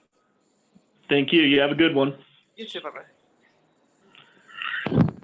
Next up, we have 1316 West Florida Street, Beverly Nelson. So 1316 West Florida Street, the date of initial inspection was September 12th, 2018. The date of the hearing was October 9th, 2018. The order to repair was issued February 6th, 2019. It expired December 2nd, 2020, I should say 2020. The property did not have to be secured. There are children in the area. There is a school nearby.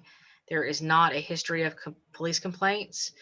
The city is seeking an order to repair as the repair cost is 45% of the tax value. I have a quick question. Is that an error on the date of expired or date order expired? It is an error, yes, sir.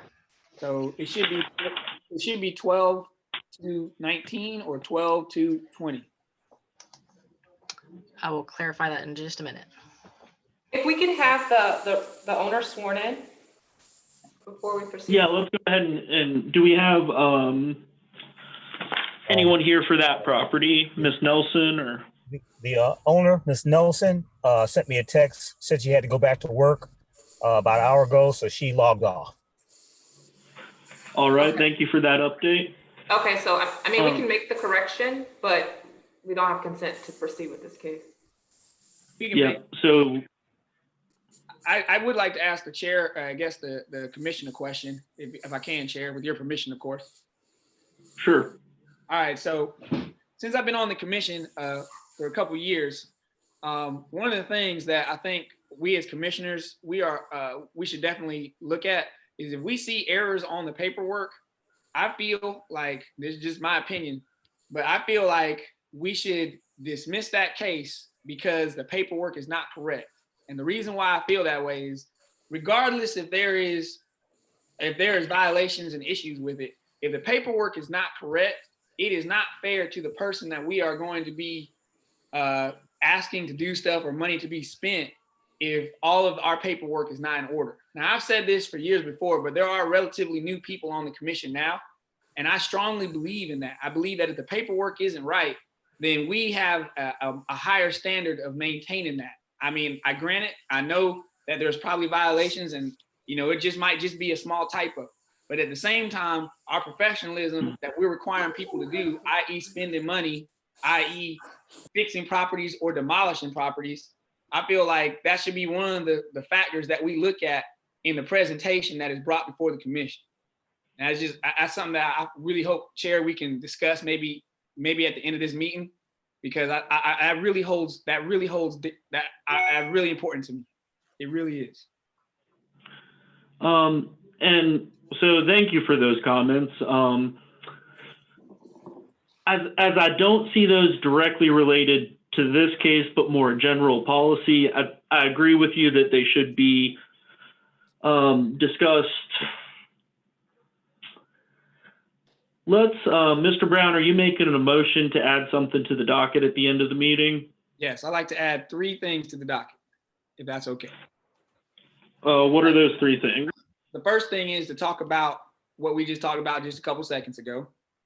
The second thing is to talk about how we can move a recommendation to the city council, what we spoke about for that last case we just talked about, the reduction of all civil penalties. And the third thing is to talk about the diversity on which our receivership program applicants are going to be, and to have a formal request of information and data per the department. Those 3 things. I need somebody to second that. I think somebody will second that. A second. They should, What'd you say? I think Andrew just seconded it, but go ahead. What'd you say, Jasmine? the way you present it, you should separate them in the event that, you know, someone doesn't want to talk about all three items. You can present it that way, and if everyone agrees, then we can do it that way. But does everybody want me to make a separate motion for each one, or do you mind if I bunch them all together? I think, Quentin, it would be best to break them up, because I'll tell you, the first two I'm happy to talk about, and I think you and I agree on a lot of those. The receivership program, just with us not having all the information in front of us right now, I don't know if it's ripe for the commission to discuss. I know you had mentioned statistics earlier. If we don't have any of those numbers, any documents in front of us, I just don't see the merit of having that discussion at this meeting. Oh, I'm not saying. What I meant by the discussion was, I was just saying I would like for us to get all the commissioners. Basically, I was asking that we could set a date that we would have all that information for another meeting. You see what I'm saying? Like, I'm not trying to discuss it. I just want us to be able to have a date set time that we can have the information that we request by and have a parameter or an expectation date, so that at another meeting, hopefully in January, we can iron that out. What do you think? Would something like moving to add to the docket in January a discussion of the city receivership program as it pertains to safe and affordable housing? Oh, I was just talking about like having a request of information. I thought that's what I was trying to put a date to where we could, where, you know, you say, hey, by December 20th, we'd like to see, you know, you've already got all the applicants in. We just want to see a diversity breakdown of your applicants and how that's moving forward. Something like that. What do you think? I agree. Having the data, having time so that data can reach the commission, so that we can have time to review the facts pertaining to this receivership program. And I want to ask city staff and city council that's here. I don't see any, and I'm just trying to think about like potential privacy issues or anything about having those records in a public setting. I'm happy to discuss this receivership program, Quentin. I just want to make sure we're dotting all our I's and crossing all our T's, that it's within our jurisdiction and we're not doing anything that we're not supposed to be doing. If I understand what Commissioner Brown is asking for, it's not disclosing any private information. It's basically, if I understand correctly, just trying to get an understanding, maybe by percent, like minority businesses, Black-owned businesses, however we just want to see some sort of breakdown. That's all we're asking for. Yeah. Okay. If there's no issues with that, I have no issues with that. And that's relevant information to discuss. I would agree. I mean, it's critically important. I kind of brought it up at the beginning of the meeting. I feel like it was kind of pushed to the side. So I just want to make you know that it's not something that I just woke up this morning and thought about. People have talked about it. That's one of the reasons why I'm asking. Well, all of this, and I know we have a bunch of people on this Zoom meeting waiting for their cases to be heard. Quentin, you had made a motion to put this stuff at the end of the meeting. And I believe there was. It was seconded by Andrew, so I guess we can vote on it. Quick, so I'm taking that as a motion to amend the docket to add a commission discussion on paperwork, on the civil penalty program, and on the receivership program, just in terms of information we're wanting for that. Is that fair? Yes. Okay, let's call the question. Commissioner Biggerstaff? Yes. Commissioner Brown? Yes. Commissioner Lamont? Yes. Commissioner Nazim? Yes. Commissioner Young? Yes. Commissioner Waddell? Commissioner Waddell, you're muted. Yes. Chair Icicle? Yes. So let's table that discussion for now and bring it back once we've gotten the rest of the cases done. All right. I don't believe we have not yet. Oh, we did vote on 311B. Yeah. And we're at 1316 Florida Street with Miss Nelson, who had to get off because she had to get to work, which we're pushing to next month's docket. based on not having consent for the virtual meeting. Moving on to our new cases, 1205 Avalon Road. Is there someone here for that case? Yes, my name is Anissa Johnson. I'm here. Okay, well, let's get you sworn in. Hi, Ms. Okay. Johnson. Do you Hey. affirm that the testimony you give in the following matter is the truth, the whole truth, and nothing but the truth? Yes. All right, please proceed. And ma'am, you have a right to an in-person hearing regarding the code violations on your property. If you choose to have an in-person hearing, the case will be postponed until such time that we are able to conduct in-person hearings. During that period, the commission will not make any findings regarding the property or issue any orders against you. However, you will continue to accrue civil penalties and re-inspection fees for monthly safety inspections. Do you consent to this virtual meeting? Yes, I consent to a virtual meeting. Please proceed. Ms. Holt? I need to, so 1205 Avalon Road, the date of initial inspection was September 30th, 2019. The date of hearing was September 8th, 2020. The order to demolish was issued September 8th, 2020, expired October 4th, 2020. The property did not have to be secured. There are children in the area. There is a school nearby. There is not a history of police complaints. The city is seeking an order to demolish as the repair cost is 144% of the tax value. And Troy, are you able to load the video? Christie's on it right loading now. the video. Oh, okay. Oh, okay. Thank you.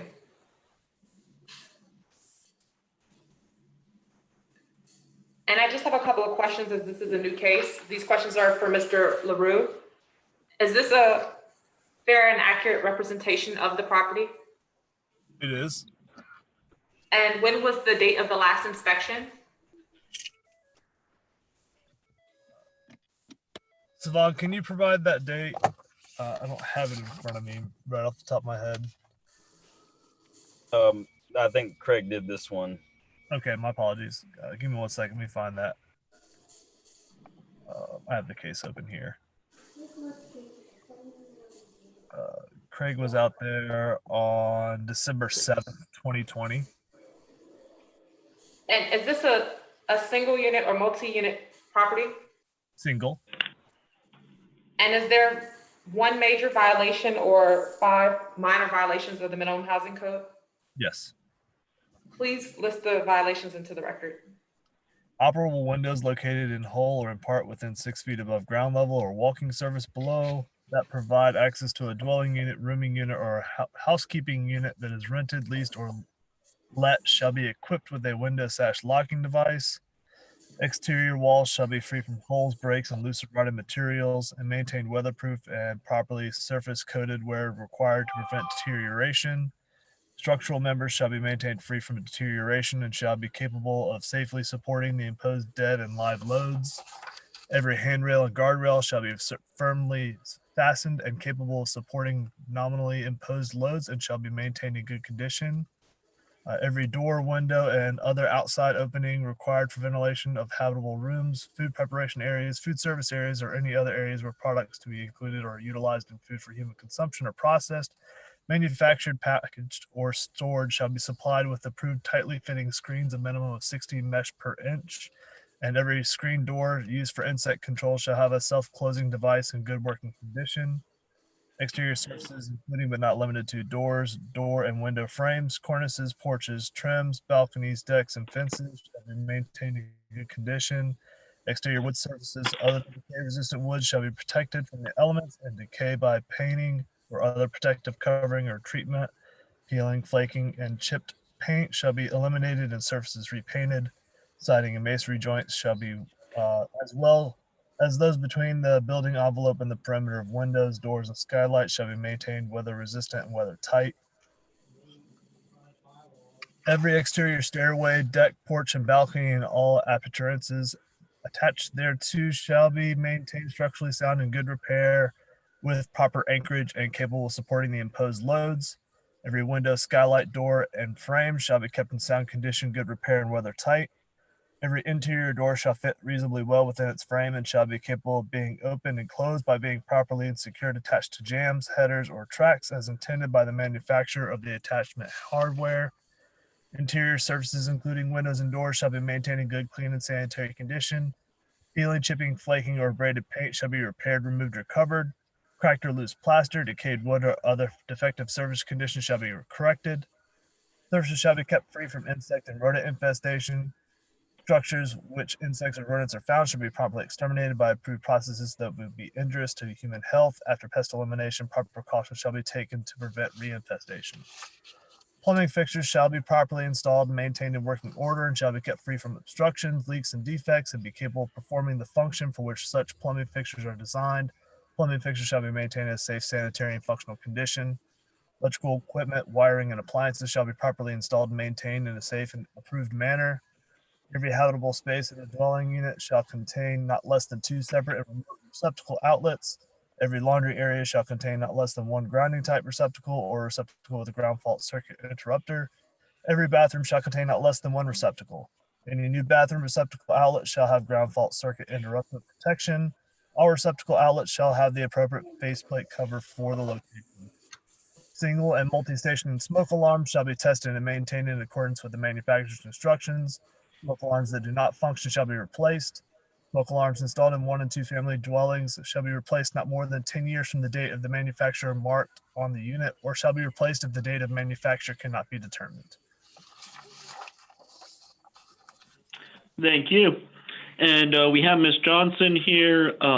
Ms. Johnson, welcome. Did we get you sworn in yet? Yes. Okay, thank you. So tell us what's going on with this property. Well, first I would like to state that with the property and the repairs that were needed, I was working diligently on getting those things done. Thankfully, I was able to sell that property. But prior to that, bit by bit, I was slowly working on things. And, sometimes things do just take a little more time. And with, COVID coming and things like that, this house was a house that I rented to a young lady that was a victim of domestic violence that had several children. And her and the children had nowhere to live. Because they had nowhere to live, I gave them a really reduced rate on that rent and did everything that I could to make the house habitable for them. Unfortunately, it just wasn't in the condition that the city wanted it to be. Again, thankfully, I was able to find somebody to purchase that property. They are aware that of the things that the city has asked me to repair on that property. They are willing to repair and restore that property. I would ask that you would respectfully give them time so that they will be able to do these things and make the house habitable for the community. Sure, and I appreciate that, and I especially appreciate the charity you showed to someone in a tough life spot. It sounds like. Do you have a contract and a closing date? Yes, the contract is already over, and the closing date occurred yesterday on December the 9th. Okay. I just came to the hearing because I wanted to be courteous to the new buyers and let them know that I would be present to ask for more time for this to be done. They are students, former students at A&T State University. They are doing well and trying to restore and rehab the community. And I didn't want to just leave this out there for them and not have any contact information or anyone. I wanted to be responsible for this myself to make sure that you guys heard what the problems were and what the lack of resources are for people in Greensboro. I've had several times where people in the city council have tried to prohibit me from doing things in this area and in this community, and it has hurt me. And I think you guys need to be aware of a lot of the things that Mr. Brown is speaking about. There is a lot of inequity. There is a lot of people that don't want to see people that look like me or that sound like me thrive in this community. And it's really not fair that sometimes we're put into positions where we have to sell our property in order to prevent having to pay large fines and fees and penalties. But that's where we are, and that's where things are now. And I guess that's just, the way things will be until someone speaks up and gets these changed. And I'm really glad that we have someone like Mr. Brown speaking up for us and asking for these voting and these changes with your commission. And so I would ask that you, while you have me on the phone, allow me to have that same 6 months to give to the new sellers so that they can, make these improvements and make these changes. And if they get halfway done after that 6 months, give them more time as well, because they are willing and able and anxious to do these things to make the community a more viable and living space. And I appreciate your time. Well, looks like I don't have to say nothing else. I like to make a motion that we give them 6 months.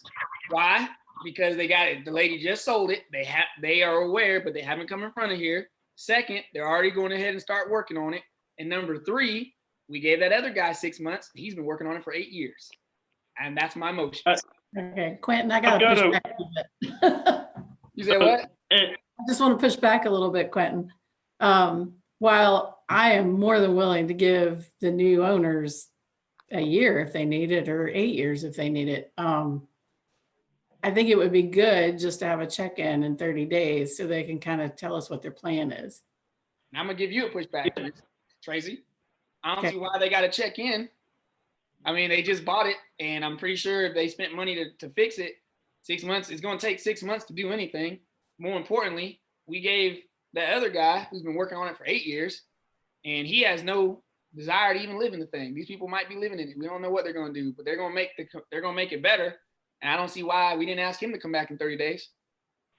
So one thing that might resolve this for us from a technical standpoint, if there was a closing yesterday, I'm guessing there was a deed recorded and there's a new owner of record as of yesterday. So I'm wondering if due to potential service issues, we would need to remove this from the docket so that the new owner could be served. I'd rather just give him 6 months. Might as well. But what I'm saying is it accomplishes the same goal of giving time, but I don't know if we can go forward with even giving a continuance if there were service issues, and we would need to push it out anyway. So it's the same effect, just making sure as long as you it's do 6 that. months, I have no argument as long as it's 6 months. Whether we take it from the docket and bring it back in 6 months or give them 6 months.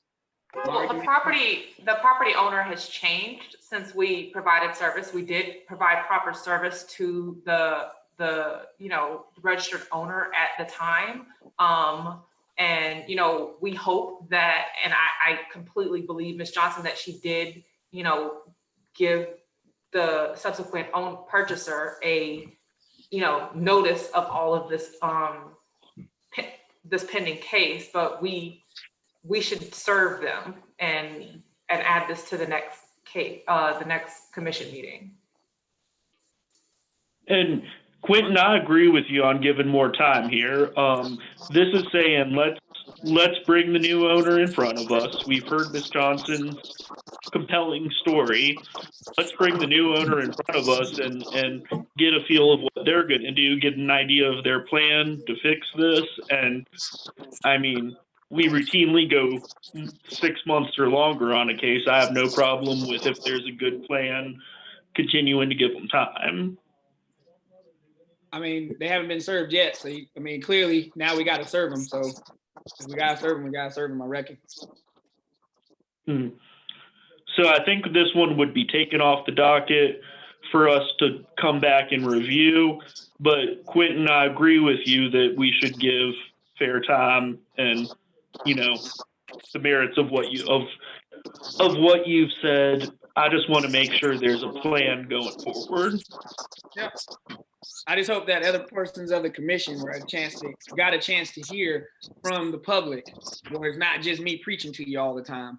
Now you got a chance to hear it from somebody that don't even know. They never met me before, but like we've had this conversation before. So hopefully, we got to move from the docket. So be it. But they need to get 6 months, just like we just gave somebody else 6 months who's been working on it for 8 years. And Ms. Johnson, I do very much appreciate your comments. Thank you for taking the time to be here today. So what it sounds like is the property is not getting condemned today by any means. We have to serve the new owner. And then if the owner has a plan, they would get more time at that point. I think it's very likely if there's a new owner that just got title yesterday, I don't see a problem with us giving more time. Okay, good. And I have a question in regards to what about my past civil penalties? What are those totaled to as to date? And I do want to get with, I guess I would get with the inspector to get information on how to get those. I read some information about how I could get a waiver or get those reduced. So I wanted to make sure I asked the question about that while I was on the phone. Sure. So you can get them reduced down to $500. There's an application form. And I believe, Troy or anyone else on staff, is that form available online? It is. We can make it available to Ms. Johnson. The form itself, now the eligibility for reduction does not occur until the property is in complete compliance. That's what's listed in the policy. And throughout the remainder of any of the continuances, the reinspection fees will continue to accrue with a safety inspection each month, and reinspection fees are not eligible for deductions.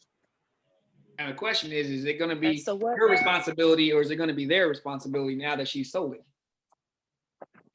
Exactly. When the property does sell, the civil penalties are assigned to the person. So whatever penalties and reinspection fees accrued during that ownership, then she would be responsible for those, and the new owner would begin to accrue penalties that they would be responsible for during their ownership. But if she's not able to repair it, then if she can't repair it because it's not her property anymore, how does she reduce those penalties because she sold it? So if she has, now one of the things she can do that I've done in another case, is she can work with the new owner.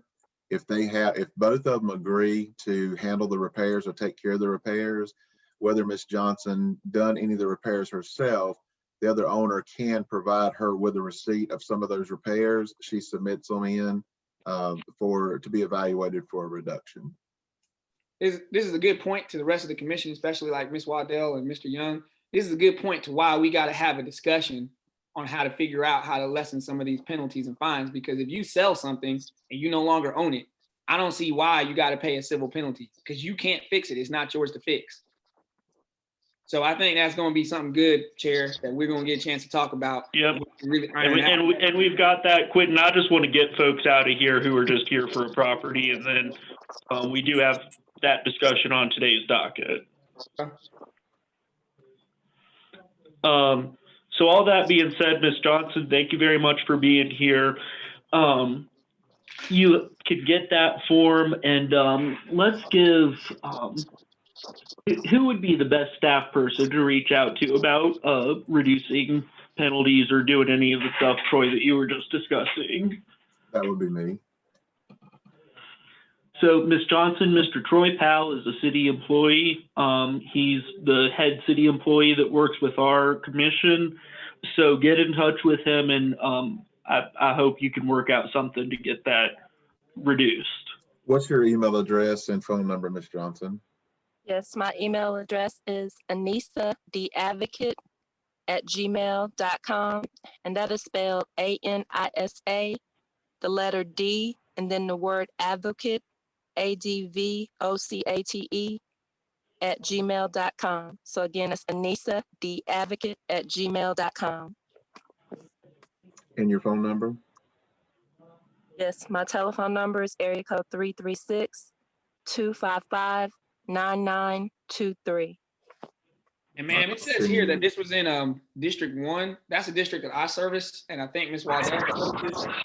So, Troy, I'd like to be able to be included on any of those emails, as well as Ms. Waddell as well, since that's the district we work in. I'd like to keep an eye on that to see. I like to know myself how that works out, because I'm confused on how, if you don't own something, you can take someone else's receipt to take money off. That's a little confusing, but we'll talk about that at the end.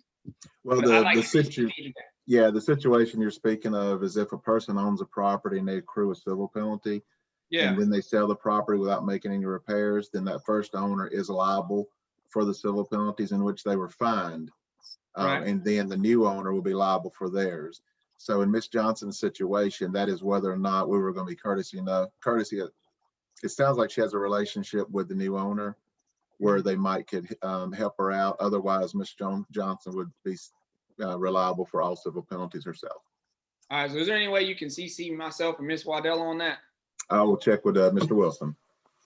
Okay. And Ms. Johnson, in case you don't know, do you want your commissioners and your district's email should be on file. If not, request it and it will be given to you.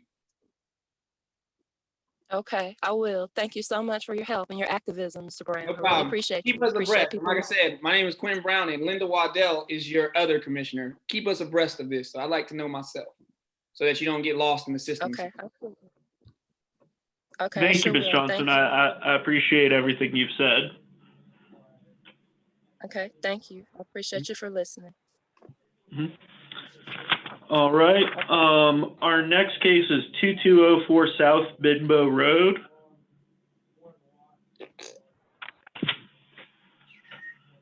Do we have anyone here on that case? What's this? What's the case number again? It's 2204. This is docket item 14. I don't have a docket in front of me. I just have an email. So what's the address? 2204 South Bidbo Road. I have all mine electronically. I got it. I don't even know what they decided. I see Mr. Shaw is on the call here. I believe he just needs to unmute himself. And if we could have him sworn in. Whenever he's ready. Are you Mr. Shaw, sir? You're muted. I believe he's muted. He's in a car. I have some serious safety concerns on that. Should we be having a hearing when a person is driving? We've asked people for other hearings to pull over for safety reasons. Yeah, and I think that's a good idea. And he's speaking and driving and he doesn't realize. Sir, you're muted, Mr. Shaw. We can't hear you. I just sent him a button to unmute. There we go. Now the phone fell. Now we're going somewhere. Where we going? We're getting out. Hello? Ah, there you go. Are you Mr. Shaw? Yeah. Hi there, welcome. Are you in a place where you can talk? We were just saying we don't want you driving and talking and I'm in my office, sir. He's in his office now, Peter. Okay, perfect. I'm into my office.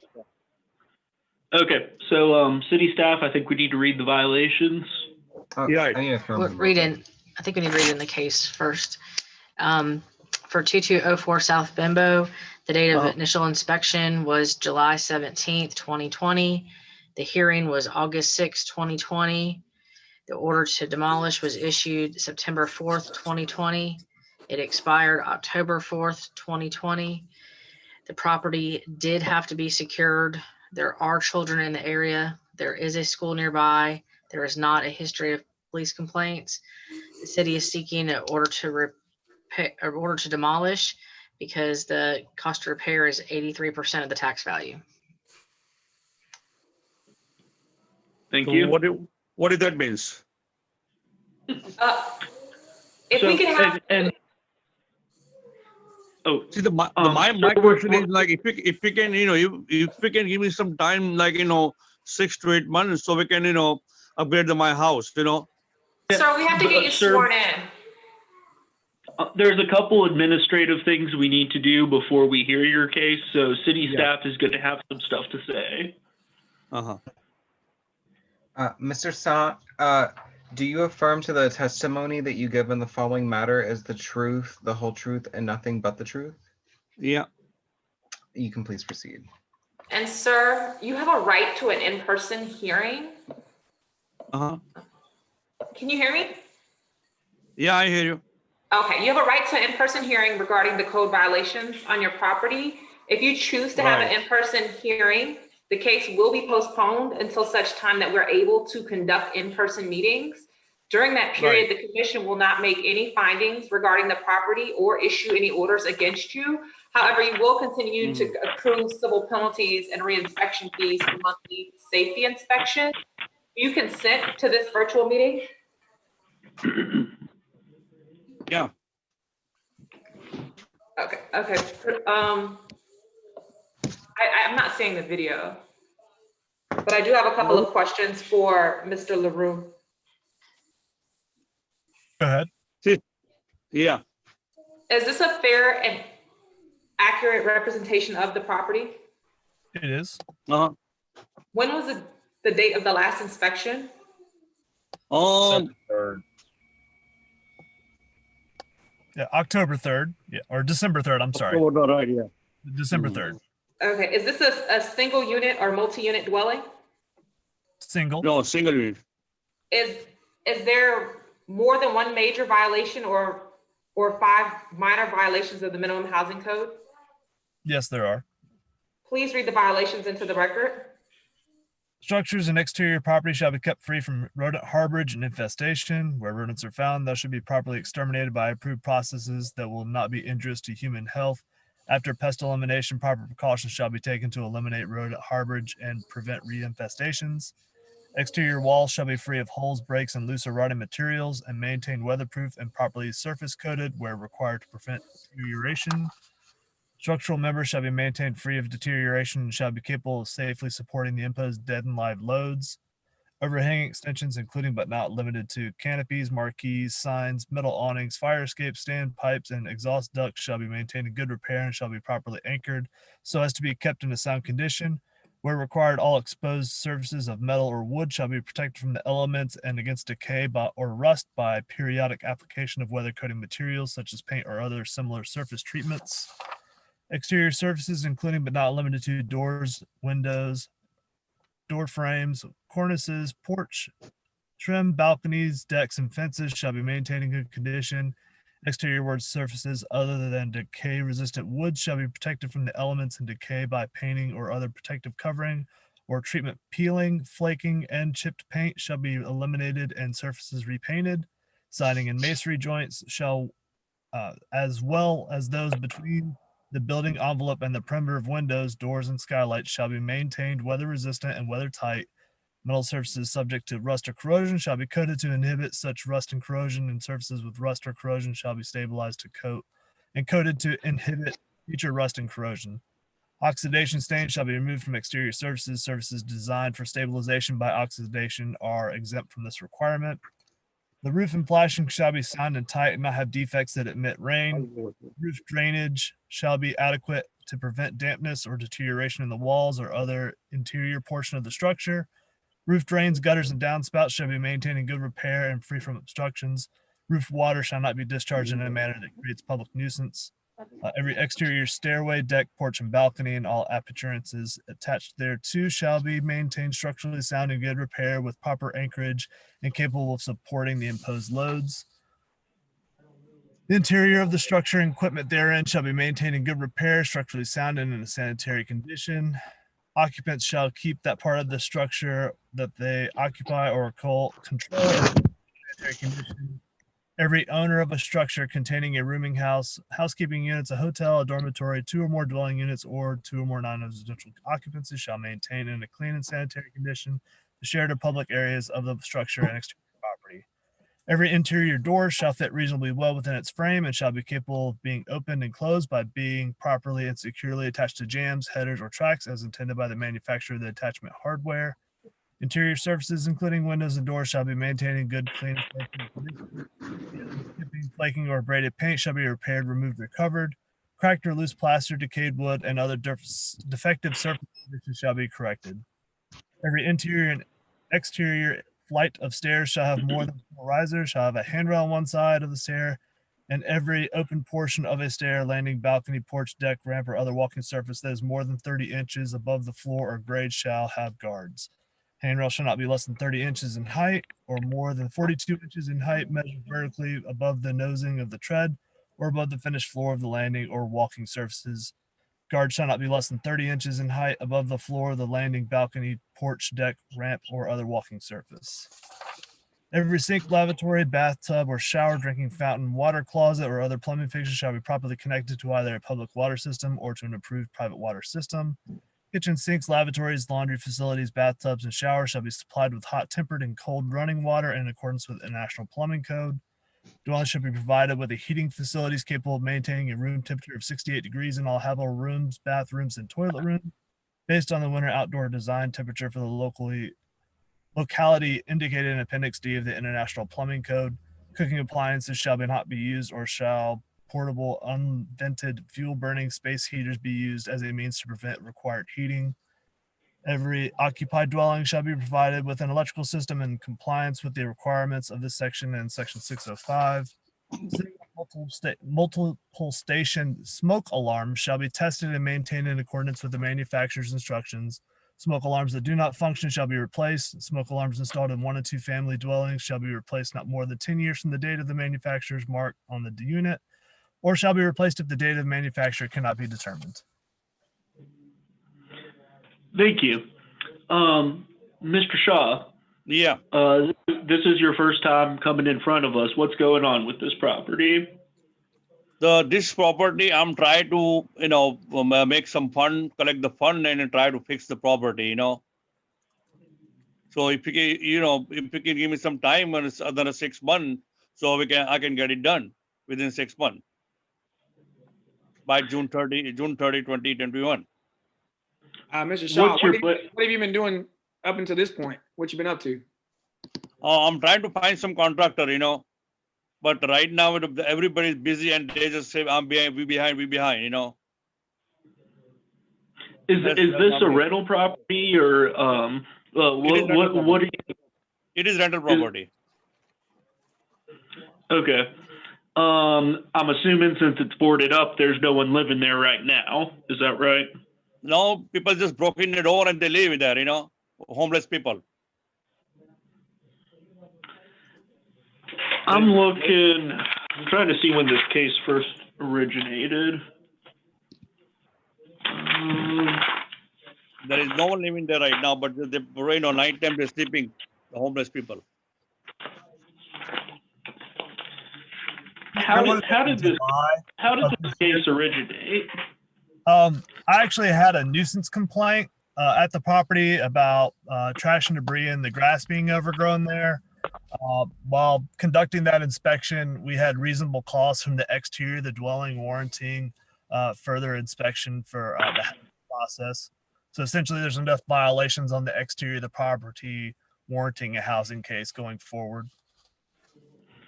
Gotcha. And the original nuisance complaint, was that the tenant initiating that? There was nobody living at the property at that time. It had already been secured at that time as well by the owner.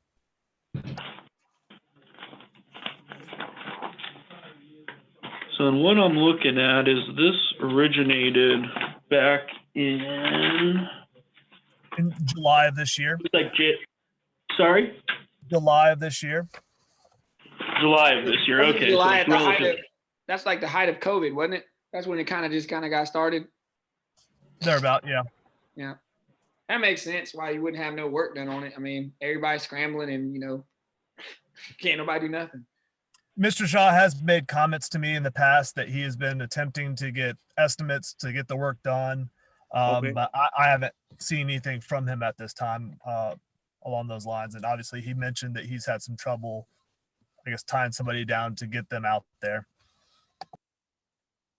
And I do have a concern here that, there's no concrete plan about funding. There's no contractor hired. I get that, contractors with COVID and everything, there's not a lot of workers, but I'm concerned about absolutely no action being taken. Yeah. Mr. Shaw, when do you plan to get this thing started? Well, I'm as soon as I find somebody, I can find tomorrow, we can start it tomorrow. There is no problem. But I couldn't find it right now. Everybody say I'm behind, and nobody wants to start the work. Now, Mr. Shaw, are you paying these people what is the market rate, or are you trying to get below market rate? No, market rate, you know, I don't, That's why I'm asking you. Like, if you market rate. ain't trying to pay it what it's worth, you're right. You ain't gonna find anybody. You're right. I know, right, yeah, understand that, yeah. And they kind of Do got you guys have rock and somebody, hard place. so, you know, contract is so offended? Because you know your property is slated for demolition. Oh, I don't know if you know this, but it's not stated to be repaired. It's slated to be torn down. So, How many estimates so have you got, that's what I'm Mr. asking. Shaw? Mr. Shaw, how What is many it? quotes or estimates from contractors have you gotten? $32,000, something like that, you know. No, I'm asking how many contractors you went to have them give you a quote for the work. Or maybe 4 or 5, you know. Do you 5 different remember the people, you names know. of any of them?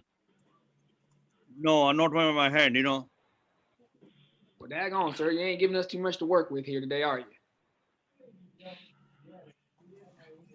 Well, I'd like to make a motion that we move this case out to Tracy I Lamont. can bring it to, you know, next week sometime, put it. I'd like to make a I can motion send it to you, you know, proposal for quote, whatever they give me next week, you know. I'd like to make a motion that we push this out 30 days to allow this individual to find a quote and to put together a plan upon him coming back in 30 days. If you can't figure that out, then we're gonna have to uphold this inspector. That's what I think. Yeah, that's no problem. Yeah. And Mr. Shaw, I will say I'm frustrated that this has been July to December, and Right, I know. I get that work is, you know, there's not a lot of contracting work, but some progress needs to be made. Right, yeah. Okay. 30 days is what I put out there. Is there a second? I would second that, Quentin. Oh yeah, Suzanne's gonna second it. Who was that? Was that Ms. Lamont? Suzanne Nazem. Oh, Ms. Nazem, okay. So we have a motion and a second. Let's call the question. Mm-hmm. Oh, okay. Oh, unless, was there any further discussion before we do that? Seeing none, let's call the question. Commissioner Biggerstaff? Yes. Commissioner Brown? Yep. Commissioner Lamont? Yes. Commissioner Nazem? Yes. Commissioner Young? Yes. Commissioner Waddell? Yes. Chair Isukoff? Yes. So, Mr. Shaw, what that means is January 14th, you're back here. Okay. And it'll Go ahead. It'll most certainly be virtual again, just like you logged on here. And I'm going to tell you, I'm personally, and I think this will be in the minutes, I want to see concrete plans. If you can bring a quote or estimate with you from a contractor, okay, some proof, because we can't just do the I'm going to get to it, I'm going to get to it. That doesn't cut it here. Okay. Okay. All right. So should I, like we the same thing today, or should I come in your office? Use same thing today. Okay. All right. Thank you. Thank you. And if you can give me your, like address for him, so I can mail it to you next week sometime, quote, whatever I have it. Sorry, I couldn't understand that. Like if I have some quote coming next week sometime, I don't know when. So if I have a chance to send it to you, so can you give me some address so I can send it to you? Your inspector would be the best person to go through, but we would consider that at our next meeting, which is January 14th. Okay, I'll call them, okay? Yeah, I was going to mention, Okay. Mr. Shaw, you're welcome to email that to me. You have my email address that's on the letters that I sent you, or Yeah, I can yeah, give right. you I physical got it. address. Okay. Okay, thank you. All right. Last but not least, 301C Gant Street. You may leave, right? Yes, sir. Your case is done. You're continued till January 14th. Okay, thank you, sir. Take care. Thank you. Almost every single case today has been in District 1. Almost every single case, with the exception of like 2, maybe 1. All right. So 301C Gant Street is the next property. Do we have anyone here for that property? I did the video on the property for Inspector LaRue. Oh, well, we want to make sure we have consent to proceed on the property. It appears we don't. I'd spoken with Brett Byerly, who's with the owner organization and property Okay. manager here. I don't see him on the call here though. Yeah, I don't see anyone outside of staff, commissioners. Is there? So and you know, we all know Mr. Byerly from his work on the Housing Coalition as well. I'm sure he's doing something with this property, but if he's not here, do we need to? I think we need to take this off the docket. Correct. If there's no consent. Let's do it. So we'll, seeing no one here for this property, we'll take it off the docket, push it to next month's docket. Everyone will note on items 16 to 29, and this is including the added case of 2209 Apache Street Units A, H, K, and M. We have a request to rescind. Are there any motions on that?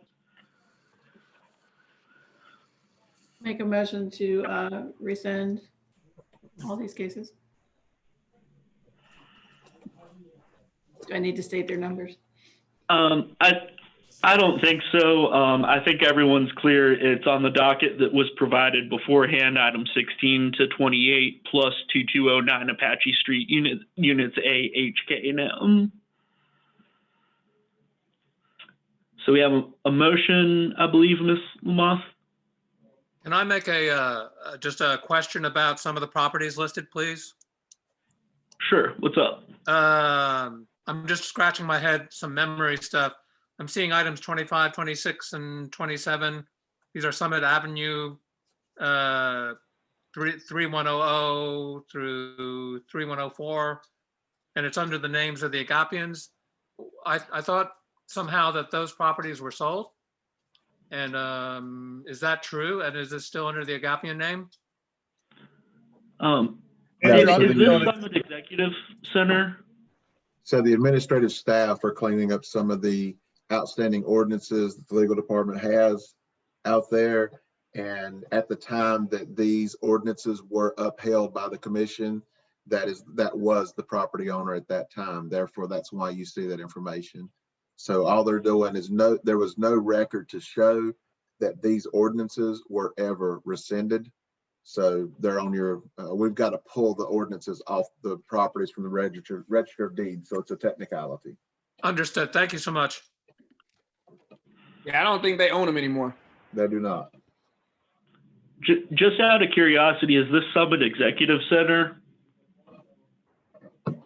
No. Mr. LaRue is saying no. He's muted. Yeah, this is the previously unnamed apartment complex that ran on Summit Avenue between Cone and Twain. You may remember it because there was a fire where children perished. I do remember that one very well. Yeah, that's the one they're talking about. It's one of the most upsetting cases we've seen on my time here. Yep, that one kicks you in the pants. All right. Well, I believe Ms. Lamoth made a motion. Do we have a second? I'll second it. Go ahead. I'll second the motion. All right.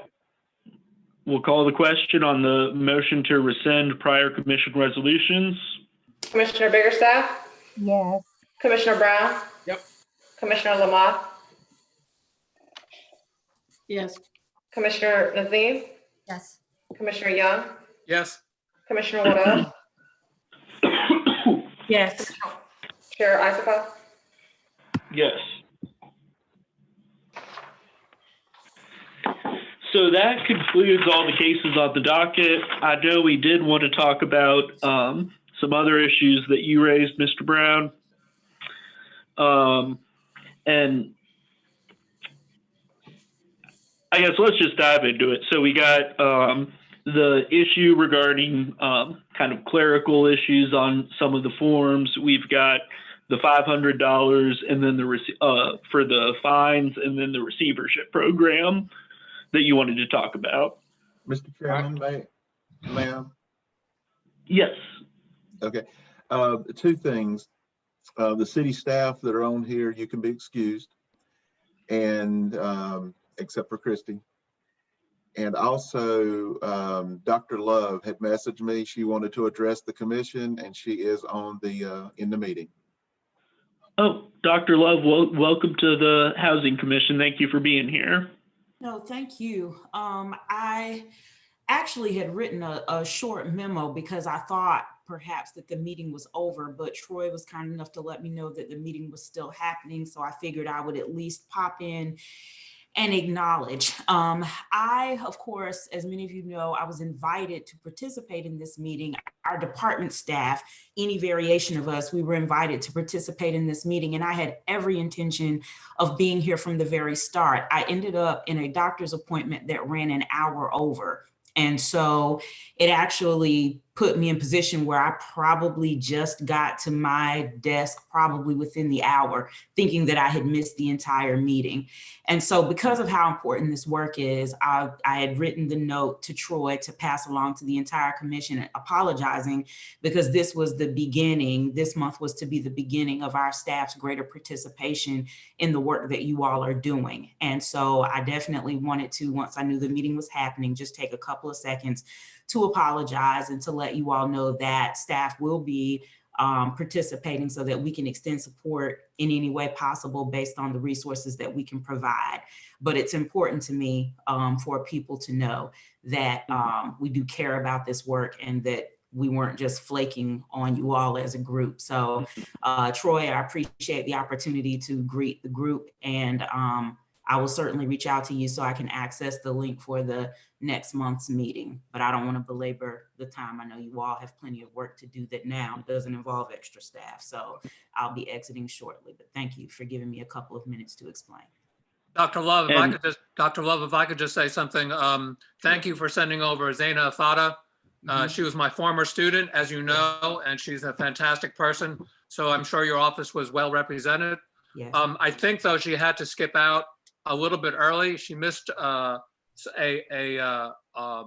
presentation by one of the persons who appeared before us, Miss Johnson. And I hope maybe you can go and listen to that her presentation before the committee, before the council, because I think she expressed a lot of the issues that some of us have been deeply concerned about. Just the general fairness of the public and the stuff that they're encountering, difficulties, etc., on the east side of town. So I very much appreciate your office being here.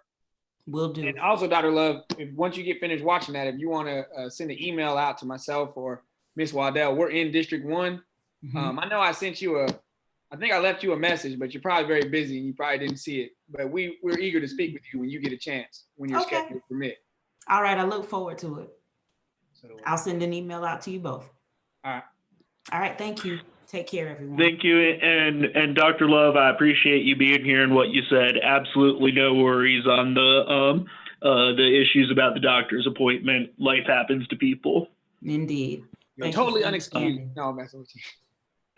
we look forward to staying in touch with you and working with you going forward. All right. Take care, everyone. Thank you. Thank you. And also, Mr. Chairman, there was a question that was placed in the chat by one of the commissioners that asked me to send this message to you. And it was earlier, I missed it. It came from Commissioner Waddell. And I'll just read the question because it looks like it's going to be one of the topics y'all are going to discuss. It says, is it not a matter of this committee to have documentation on the applicants for the receivership program? So that was the question that Ms. Waddell wanted me to give to you, Mr. Chairman. Thank you. And Ms. Waddell, yep, now that we've got the cases heard and folks out of here, aside from the commission members and the needed staff, so I would be personally fine with getting those statistics The only issue I have is privacy about leaving out individual names and identifying information, since this is a public meeting. But statistics, I think, Quentin, were you looking for kind of racial breakdown or district breakdown of who applied?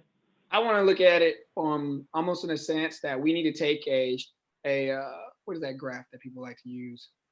I think we should definitely take a statistical look at the racial breakdowns and also the financial breakdowns. And I'd also like to see a list of requirements. And as you know, per the program, there's points that are awarded.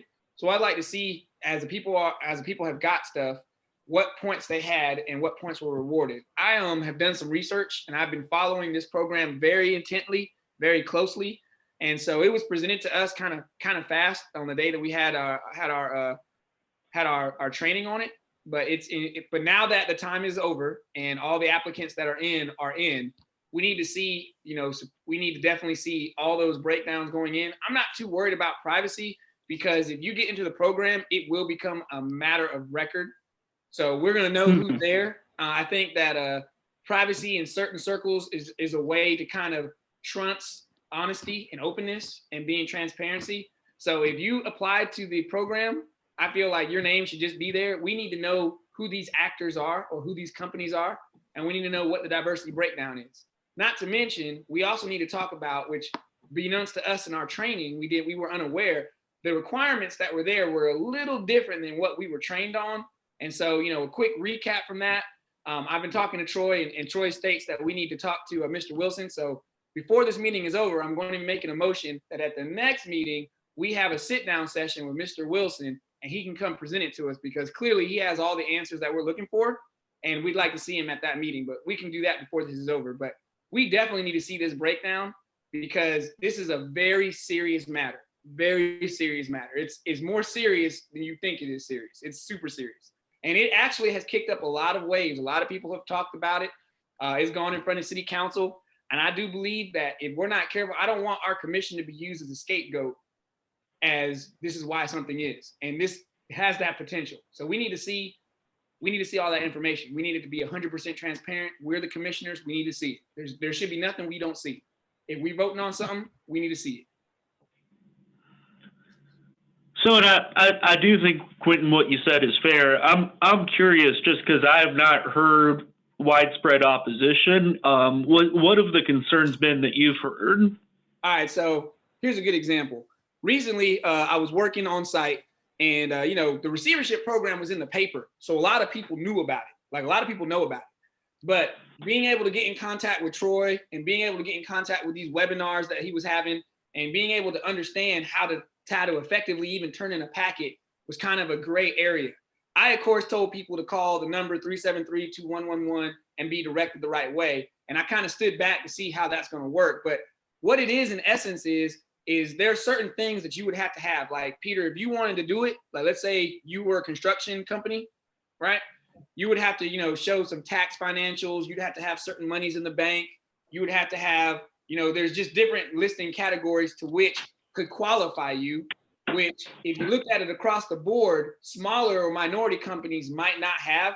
And so while working on these job sites, a lot of them would say, I'm trying to put this packet together and I feel lost. There's no one to help me. And I don't know if I have all the stuff that the packet needs. It was kind of written in a way that a general contractor would understand it, but not, let's say, Peter, the real estate agent, or Tracy Lamoth, the community developer. Is not written. It wasn't written in that way. I actually got a chance to kind of see it, and I've seen a couple packets that went in, and it was a little challenging. So I just want the commission to be able to see the same things that I see.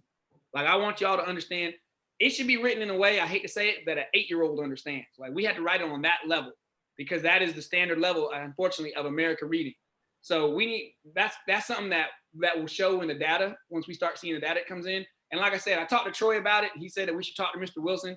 So I would love to see Mr. Wilson in something like this right here. We're going to have to start requesting him to come to meetings so we can get some of these answers ironed out, because we need to make sure, and this goes to you, Peter, to what you and I talked about at the last time we were together. We have to make sure that it is a 100% fair across the board. We should not leave that or assume that people are going to do that. We as a leadership have to demand that is that way. We cannot let it go forward until it's equal, period. Can I just ask if like Greensboro Business League has been invited to any information, or have there been information services provided to people that might be interested in participating? They had webinars. That's what was going on. They had some webinars online. But you had to be able to tune in if you knew how to do Zoom. But like we've talked about before, Tracy, that assumes that you know how to do Zoom. Like when you took the young lady to, exactly, like that assumes that you have a smartphone. That assumes that you understand. There was no in-person, obviously, for COVID, but you know, there's the way that it was set up was virtual. So I don't know if they were invited. Troy's here. Troy, did you all invite them to or anything like that? The Greensboro Business League, the Minority Business Caucus, anything like that? Or was it just a public or a published, this is when the webinar is, this is what it's going to be? Yes, so the request for qualifications process is not closed. Therefore, we don't have some of the information that you're asking for because the process is still ongoing. That's why they're under review. We've not got verification back on certifications.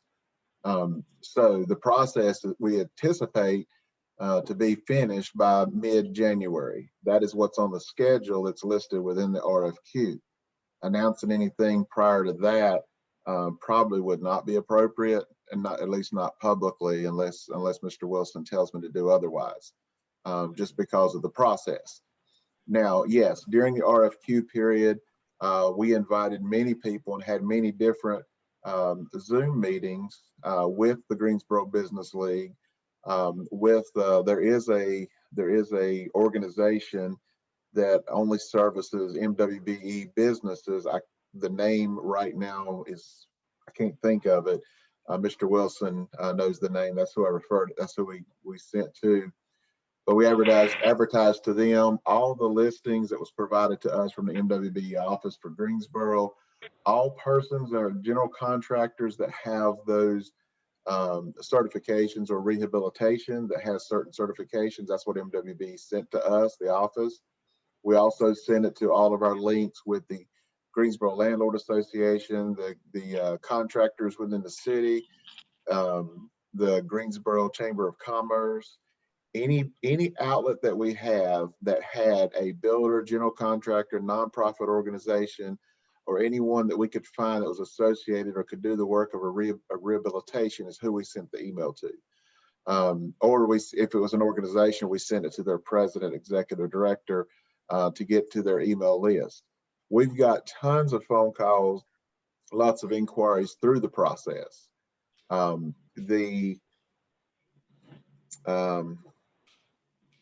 So yes, so to answer your question, Commissioner Mott, yes. So that was the Greensboro Business League. So now, how many applications do you have in currently? Or the first, I guess it was the pilot was what, 20, right? 20 is going to be the first 20 companies, correct? No. So the pilot is not 20 companies. The pilot is 20 properties. Okay, so 20 properties, how many applications do you have in so far? I would have to refer you to Mr. Wilson as he requested. Okay. Yeah. The process, we're still in a review process. What closed on the beginning of this month? The opportunity to submit an RFQ at this time. So you have a certain number that's in. So in the request for qualifications, just like you do have a request for proposal, it is the city's policy that we have to follow. It's not something that we created. We are following a city policy. So we advertise a start date. We advertise when questions can start to be asked, and then we have to advertise a date to where questions are closed so that we can publish the addendum that gives the questions and the answers that was asked during that period. Then we have to have a deadline for any proposals to have been submitted and then to close. Once that closure happens, then we go into a couple different stages on the review process to where a staff member inside of our department or inside the division, outside the department, MWBE will all begin to score those applications to determine responsive proposals. And then we wait on their certifications. So it's closed currently. which means that no one can apply or turn in a packet. Is that what you're saying? They can still turn it, people can still turn in packets because there is an open enrollment that is listed within the RFQ. But So- right now, we're currently reviewing those that submitted prior to that deadline. And do you know how many submitted prior to that deadline? Refer you to Mr. Wilson as he requested. Okay. So Quentin, there's certain, the reason I brought up privacy, and I think this is what Troy is getting at, is we have certain legal restrictions while it's pending of what can be made public. Like numbers? Is the numbers private? We don't know what they are, but we should know what the black companies are or the white companies, or we should also know how many companies. We don't have to say who they are. We can just tell you how many numbers. Like you can say, hey, we closed it on the 20th, and as of the 20th, we had 121 applicants. So that, Quentin, that's fair, and I'm in favor of getting that information. I guess what I'm saying and what I think Troy is saying is we have to make sure we're complying with the law in getting that information. So that might mean like names are redacted, but we know certain information or something like that, or we might have to wait till the process closes to get that information. But I am curious about the same questions you're asking, and I think that's something we should discuss at some point, possibly with Mr. Wilson. Now, here's my question for you and the commission. Should we wait till it's already completed and then go forward? Or should we know this during the process while it's happening? I think this is what I'm hearing is this. It's difficult to judge the process because we can't get any information. We're getting like the outline of how things are supposed to be. And what I find difficult is, so the city is going to go through this entire process of with these applicants. After they're done, then we'll find out not only like by percent, how many minority businesses or women businesses, et cetera, might have applied and all that kind of stuff. But it doesn't really also address the issue, like in the first place. I think one of the fundamental questions that Commissioner Brown was asking was, we did all the, like I'm hearing from Troy, you know, sounds good. You did all the advertising and everything. But as to the actual form itself and the stuff that it's asking and the qualifications and all that, is that really like, is that doable for a lot of organizations that we maybe want to see get involved in this thing? So we're not going to know that answer from what I'm hearing in this process. Wait till the very end. And I'm just curious, like, why you know, maybe the city should be looking at another process to decide, you know, whether they're really, if the message has been truly effective, and if the forms, the qualifications, the whatevers are either set too high or too complicated, requiring too much paperwork or whatever. What I'm hearing about all these things is we will not know until the very, very end of this thing, by which point maybe, you know, just talking generally here about processes in general, people might decide, wow, you know, we should have changed this and that and this and that and this and that. But because you've invested all this time and energy and gone through this entire process and you have no other way of checking it until this very, very end, then, you know, things just kind of go the way they go. That's what I'm hearing. And if I've got it wrong, you know, I'd love to be corrected on that. Can I ask a point of clarification? Are we, and this whole process concerns me truly. However, is this something that we can have any effect on, or is the best that we could do out of this once we do know the details, make a recommendation to city council? I mean, what is our commission's position in this, and what are our abilities? Mm-hmm.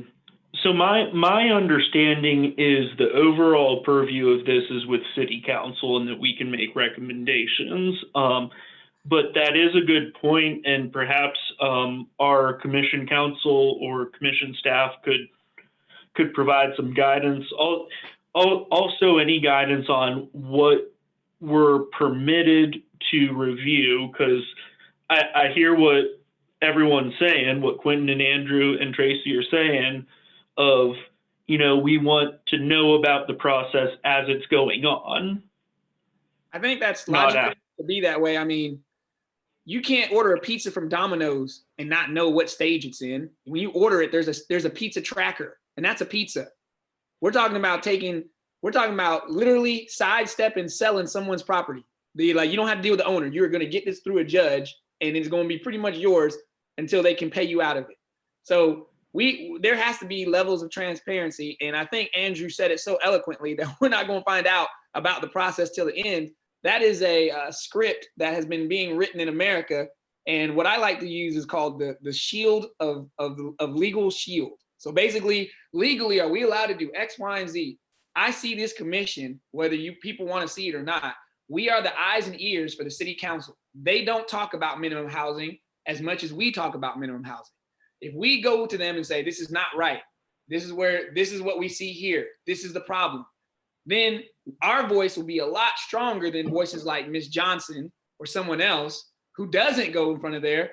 We were picked for this exact reason. This is why we are here, is to look at these processes and projects that are going forward and saying, hey, wait up. We don't want to live in a society like this. Or our representatives have picked us to be able to look at this. So that being the case, I state, like, we need to know what's going on that level. And, what we're talking about here ain't, rocket scientists or, nuclear secrets. No one cares who, trust me, no one's going to care about that stuff. But I'll tell you what they will care about is if you have a list of individuals that are now in the RFQ and only one or two are minorities, and we had the chance to look at that in the beginning and we didn't say anything, then the buck stops with us on the commission. There's a part of this that is CYA in ourselves. Some of this that we got to carry, we have to protect ourselves at a certain point, because people aren't going to go to city council. They're going to go to minimum housing because that's how it's going to be directed.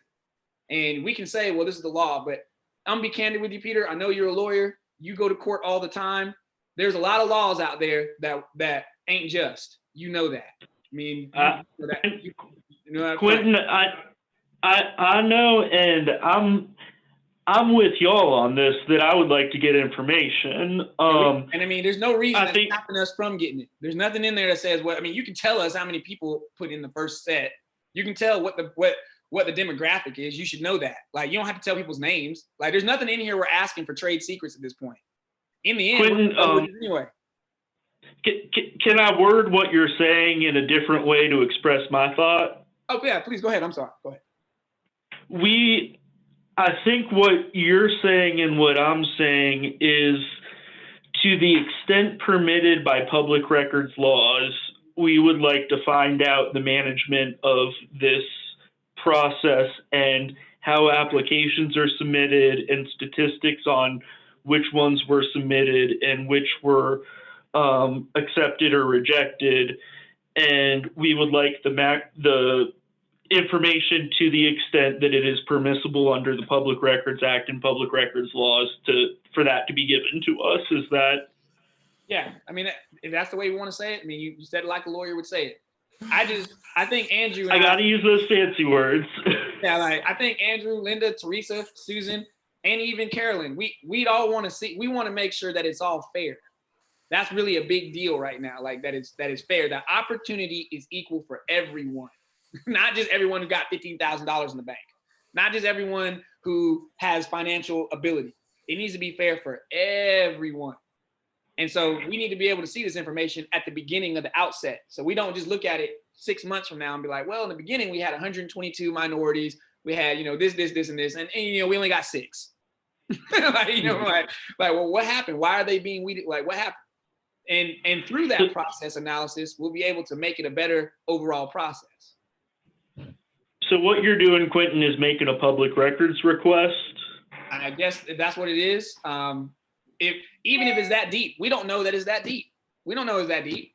The mayor could be like, give them what they want and walk away from it, and it would come. You don't know if it's so deep that the state is like, no, no, no, no. The receivership program, you have to only be able to see that with one eye on a Wednesday at 3:30 in the afternoon. We don't know if it's that deep. We're just going off of what someone said, some verbal stuff. There's no law that said, like, I don't even understand why someone would say that this is a private issue. There's no law that says that. Anybody can look at a contract. Anybody can look who applied. People do all the time. So we're just going off of what we think it is. I think the state says we're not allowed to do that. I think so, but there's nothing that says we can't, because trust me, if it would, Jasmine Presser would have told us by now, because she stay on top of that stuff. She's smart, okay? She's really smart. She'd have been like, yo, you can't do that because I said so. And that's how that would go. So what I'm hearing is a motion to make a public records request for the processing of applications and statistics of applications for the city receivership program. And that's what we need to say. Yeah, that sounds pretty good. And can I throw one little caveat? Can we ask Mr. Wilson to be here the next time we have this meeting? I'd love to talk with him about it. Maybe he can give us a nice little presentation. Mr. Paul, is he available? No, Do you know whether or not Stan's available? he is. Okay. They work on the same floor, Jasmine. They work in the same office. Yeah. So let me share let me share this. I've heard a couple things about the process, and I think there are some misconceptions. Some of the things about the receivership, and the receivership statute itself is quite complex.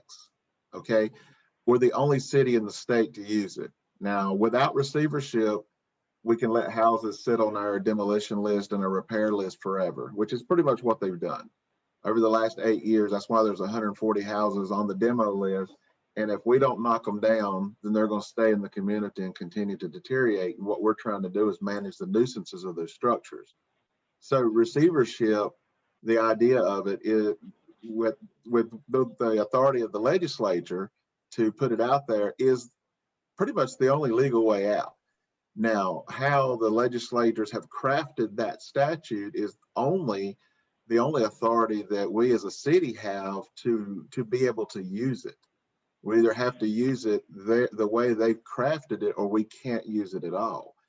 Now, in the RFQ, all the requirements and the scoring matrix that's listed in the RFQ is simply the information that is reflected of that statute. Now, what the intent is that whatever the information that the receiver submits, that is going to become their qualification. We're not going to change anything to it. We're not going to add anything to it. When Jasmine or an attorney representing the program goes into Superior Court and wants to assign a receiver to the property, the only thing the attorney is going to be doing is going to be handing the judge this packet of qualifications for this receiver that the city is, I guess you could call them, sponsoring. That we've looked at this information, we've made a comparison to the general statute, and they appear to qualify based upon the statute. Troy, So could I just interrupt for a second, ask a question? All right. So I think I understand what you're saying, and I think I understand the intention, of the state, and broadly speaking, I'm pretty sure we're in agreement about trying to maintain houses, to use this receivership stuff as the method that the state is approving.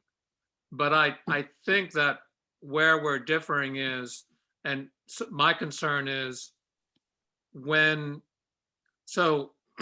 that in mind, accepting what you just said, and with that in mind, from the city standpoint, how does the city know that the qualified, those who are qualified to do this receivership stuff, also, I'm just going to put it this way, satisfy some concerns of the larger community, that there are minority businesses included in that, which is a totally different thing from what you were saying, I think. Right? So, and my question also is, in this application process that we're talking about, this is apart from the the purpose of receivership, because I think we all understand that. I think we agree with that. But how does the city know that it's being successful in attracting a wide range of businesses, including minority businesses, right, to become qualified receivers? You know, except by telling everybody, hey, you know, I'm sending out to all these different email lists, connecting all these things. Okay, so check, I did all that. But if the outcome is, you know, like I'm just saying this because we don't know if it's true or not, that you have 50 applications, and let's say, I don't know, 45 are approved, and all 45 are not minority, not women-owned, etc. So, like, yes, to the first point about the whole receivership program as approved by the state, that's all going to work. But obviously, we're going to have problems with the larger community addressing, well, just how hard was the city working to really make sure that minority businesses had a crack at this? And what I'm still hearing, though, is the only way we're going to know is if we go through this whole process, and then maybe like later on we'll find out what the outcomes are. And taking what Commissioner Brown was saying, I guess in a half joking but serious way about the CYA part, like, and maybe using it in a more polite way, but basically, wouldn't it be valuable for the city to be testing this application process? You know, however fancy you want to be, like make it a iterative process such that the city has in mind more than just it's got to do this, you got to qualify for that, but it actually is one of the outcomes is trying to get a certain percent of minority businesses that are going to be approved. And like, I don't know if you can answer that or not, because this is one of these, I guess, policy things that, you know, people way up there, but well, I'm certainly on board.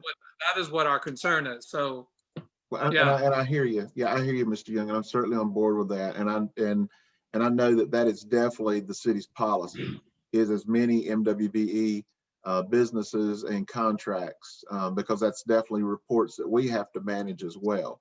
And we try to reach out and make because you don't know, with a brand new program as being a pilot, you cast the net so wide, and you cast it to areas where you know that you will attract MWBE businesses, and we do our best effort at doing that. Now, we won't know until we get a qualification packet in front of a judge as to whether or not we're even collecting the right information.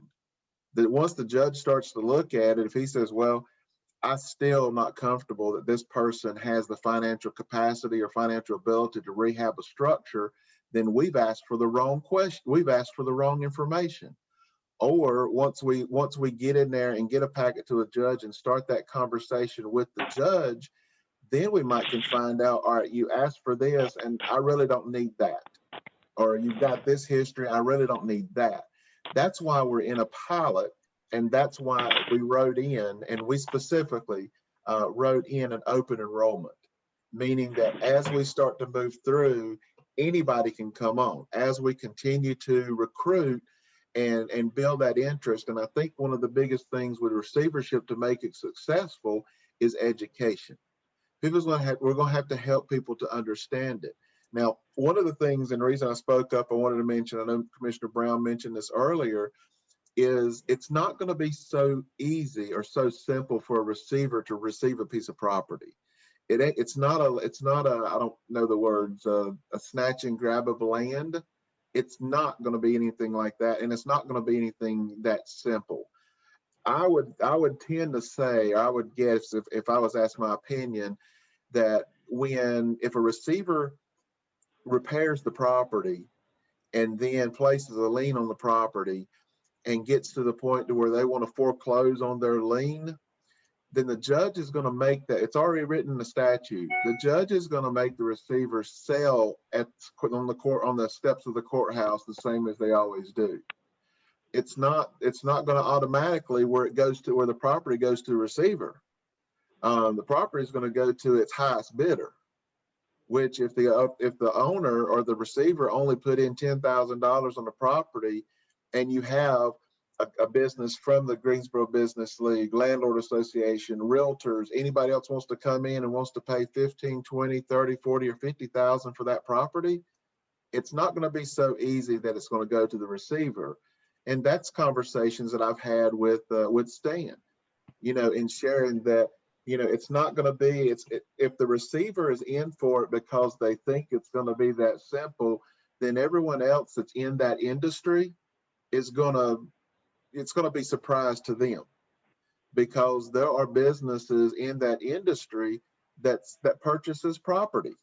And what the receivership does is we're putting a dilapidated, unsafe structure, we're fixing its minor codes, we're making it back affordable, livable again, back into the community. So we're reaching that objective for the community. So I don't think if a receiver applies and they get in there and they think it's going to be an easy way of snatching people's property, then I think the receiver is going to have a big wake up call, because I think the people that's in the real estate industry and the property management industry, I think they're going to keep that from happening, because I believe that they're probably going to become bidders on properties. Oh, that's sure, you are 100% right. I'll be candid with you. Just to did a slight little interruption there, Andrew. I'm not really worried about the receiver, because any which way the receiver goes, they're going to be able to get their money back. Case in point, if Miss Waddell had a house and she was sick, she can't afford to fix it. A receiver could come in and get court appointed to fix the property.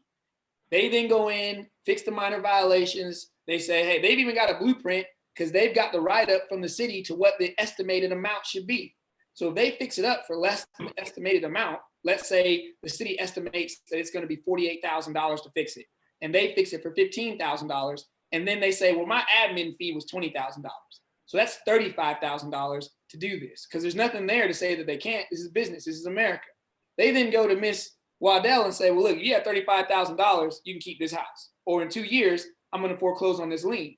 The person who loses out ain't going to be the receiver, because on the courts of the steps of the courthouse, someone's going to have money to buy it. There's someone out here rich enough, probably not on the same side of town as me and her, but there's going to be someone out there that has money to pay it. And all they have to pay is $35,000. That's where it starts. So the person who really misses out is Miss Waddell, who was sick or, had cancer or had a child or something happened.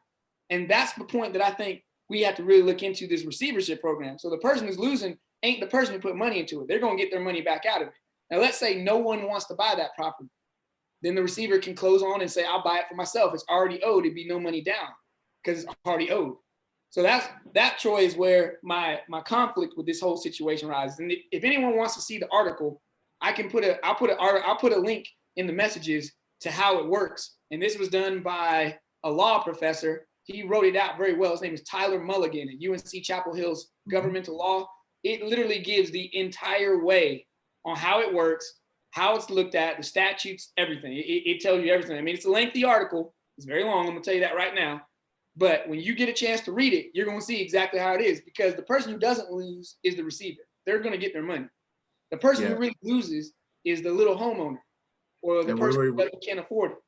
Yeah, and when we were putting the program together, we had a couple phone calls and interactions with Mr. Mulligan because of his expertise in that area of researching the statute. Right. But I certainly understand your point. Now, one of the things that I think a receiver is going to struggle with, and understand, it's a pilot. The reason the program is piloted is so that we can make adjustments either along the way, or it helps us to create a program, or it helps us to determine that we don't want the program. That's all why it's a pilot. So everything's not set in stone. I'm making notes along the way. One of the things that would really help with the ideas and feedback that you have is, if you've had a chance to look at the statute and look at the RFQ, send me feedback, or send Stan feedback, on what you see and what questions do you have? Like the questions that was asked earlier, was this considered, or was this done? And we'll help you walk through that, because we know that not only do our leadership and council, but as you as well, you're in this community, so you have stakeholders, your partners. We have partners as well with the Housing Hangout. We've done many presentations. I've done 2 to the Housing Hangout group, which the one we just done last week or early this week had 136 attendees. And we went to the Greensboro Landlord Association to do a presentation to them as well at their request. But we're very interested in the process, and I'm genuinely interested in the fairness of the process. And I certainly don't want, to go through a process that does not produce MWB businesses, because that is the city's policy. We want to there's been some contractors and businesses that have reached out. I've put them in contact with our MWB office, told them how to gain that certification to where they gain those extra points and that recognition of being an MWB contractor for our city. So there's a lot of efforts been put into this in this process to help fix our houses. It's with the neighborhoods where it's just, and you're looking at houses that are deteriorated. I'm not looking at houses when I'm looking through 140 or the 70 repair houses to try to identify 20. I'm not looking for the cheap house. I got to look at a house that is repairing and fixing this house is going to somehow improve this neighborhood. Same way that I have to look through the demolition list, where right now we're evaluating 10 to 12 structures that is eligible for demolition during this fiscal year. So I'll be looking through the orders that you upheld and looking in the communities where those structures are located and looking at those that are high public safety risk. And if I took this one structure out, will it improve this neighborhood? As opposed to simply just taking out a structure and nothing really changes to the neighborhood. I mean, that is where we have to stay focused. But in the process right now, it's just it's being reviewed. The RFQ process, it's under review.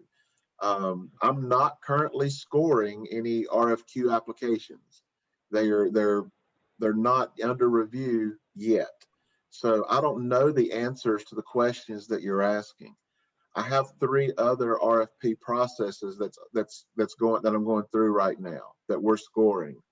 And that is for the demo process, asbestos testing, abatement, and demolition. So I don't have the answers to the questions that you're asking.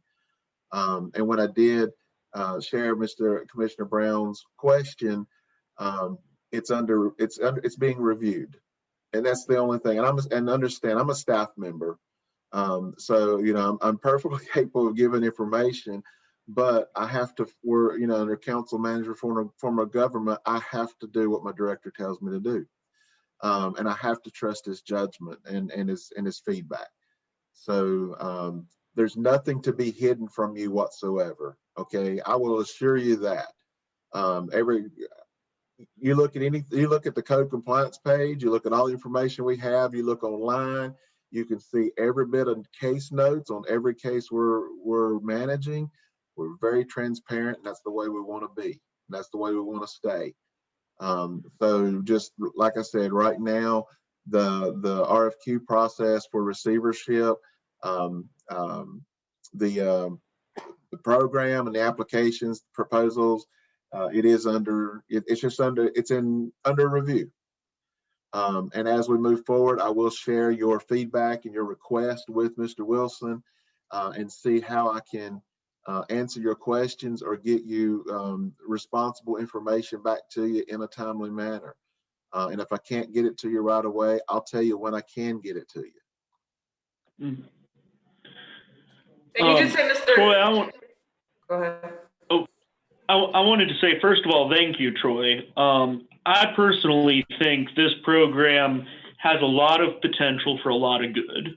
And I think that's what you're trying to do, and I appreciate that. I hear Quentin's point of you got to see the process as it's going on. I guess would the best thing to be, and I get that you're saying Stan has to be the one to give that information to us. If we have out there a request for that information specifically, we can go through a couple categories. We want demographic breakdown. I think geographic breakdown in terms of what district people going into the receivership program are from, things of that nature. That would be helpful in making sure, everyone's fully on board, that we know what's going on. I think that's what Andrew and Quentin especially are getting at. So I don't know what the best way to do that would be, aside from maybe to, have this request and have next meeting maybe. Maybe we could get information before next meeting and discuss it a little further. I'm definitely down with that. That'd be good. It appears we need to have Stan here with us so we can figure out some of these things and really bring these concerns. This is a very serious subject. Now that I put in the message in the chat the link, so if anyone wants to see the link to I guess Attorney Tyler Mulligan's breakdown of what the receivership program is, and per Troy's own words, remember, we're the only city in the state that is adopting this. Ain't nobody else do this but us. That's it. Troy, that's what you said. We're the first city, right? And there's 8 other cities watching this that are Exactly. trying to do it. So we have a responsibility to do it right. And I feel like as a commission, we are heaped with that responsibility to make sure that it's as fair as possible, as open as possible, and even as possible. Because like I said, the only person who, in the scenario I gave you, the only person who's going to be missing out is going to be Ms. Waddell. That's who's going to be missing out. Like, it ain't going to be the receiver. It ain't going to be the court system. It's going to be the person who owned the property who may not have had the funds necessary to be able to get it going. And that's something that you need to pay attention to, because over 90% of what we're talking about, like today, is going to be in District 1 and District 2, where African Americans live. So you need to look at that.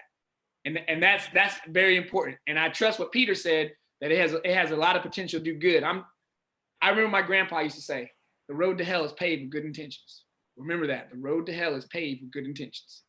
So I want to make sure that we get it right. One thing I know from, housing and just general reading and experience is home ownership for purposes of building generational wealth is one of the most important things. And I think what you're saying is you want to make sure home ownership is not being taken away from residents of districts 1 and 2. Is that right? Exactly. Fair. We all know that minorities, African Americans especially, have had a tough time since the end of slavery. That's not even a debatable question. We all know that. And a lot of the houses and a lot of people that we see, notice we don't see a lot of young homeowners coming in front of us. Most of the older homeowners that we see in District 1 and District 2 are older. So you can only imagine how tough it was in the era that they were able to buy their home, what it took to get it. So you need to think about that. Like, there's older people on this call, older than me. I'm probably the youngest. And I can say that you know what it takes to buy a house.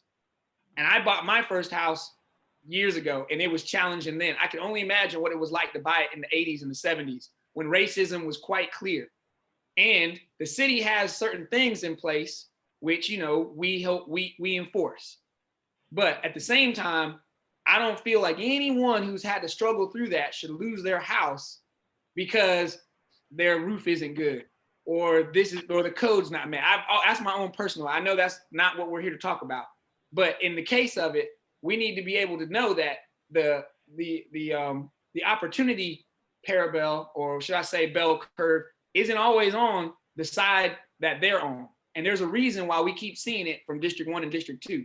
That's the poor section of town where the poor people live. I mean, people are already poor. Let's not kick people while they're down. Like, you're already poor. Now you're going to lose your house. And it might be a generational house. A lot of the houses we're seeing were somebody's grandma's house, which then went to the mama, The mama died, then it went to the child. So you're exactly right, Peter. We have a responsibility to not just say, hey, you gotta, you don't got $10,000 for a roof. Well, guess what? It's going through receivership. We'll get it out of you. It's not, But it's not all dollars and cents. Quentin, I think I think what Troy is saying is he agrees with us, and they're doing measures to make sure that happens. But I agree with you that viewing the process and getting a better detailed understanding would be good, because I think everyone on this commission, and I fully agree with you about 70s and 80s stuff was a little bit different, and it's still, there's those issues today. But I think everyone on this commission and on this meeting wants this program to be successful and to encourage home ownership in those areas. And I think Troy is saying he's picking the properties where it would have the most positive impact on the communities where the properties are located. Now let me add something, just food for thought, because this will be something that we as staff would either develop, recommend, or you can develop yourself. Remember the action that the city council had taken, in which they transferred their power to this commission to decide which properties can be petitioned by can be petitioned to the court for receivership. So if you look at it that way, I would say you're the gatekeeper.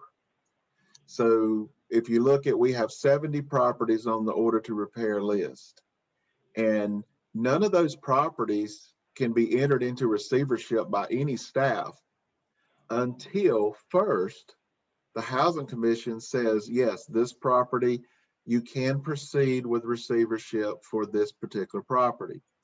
So under process, one of the things that can be done is, as we go along, now remember, this is a pilot program, so we're developing these parts.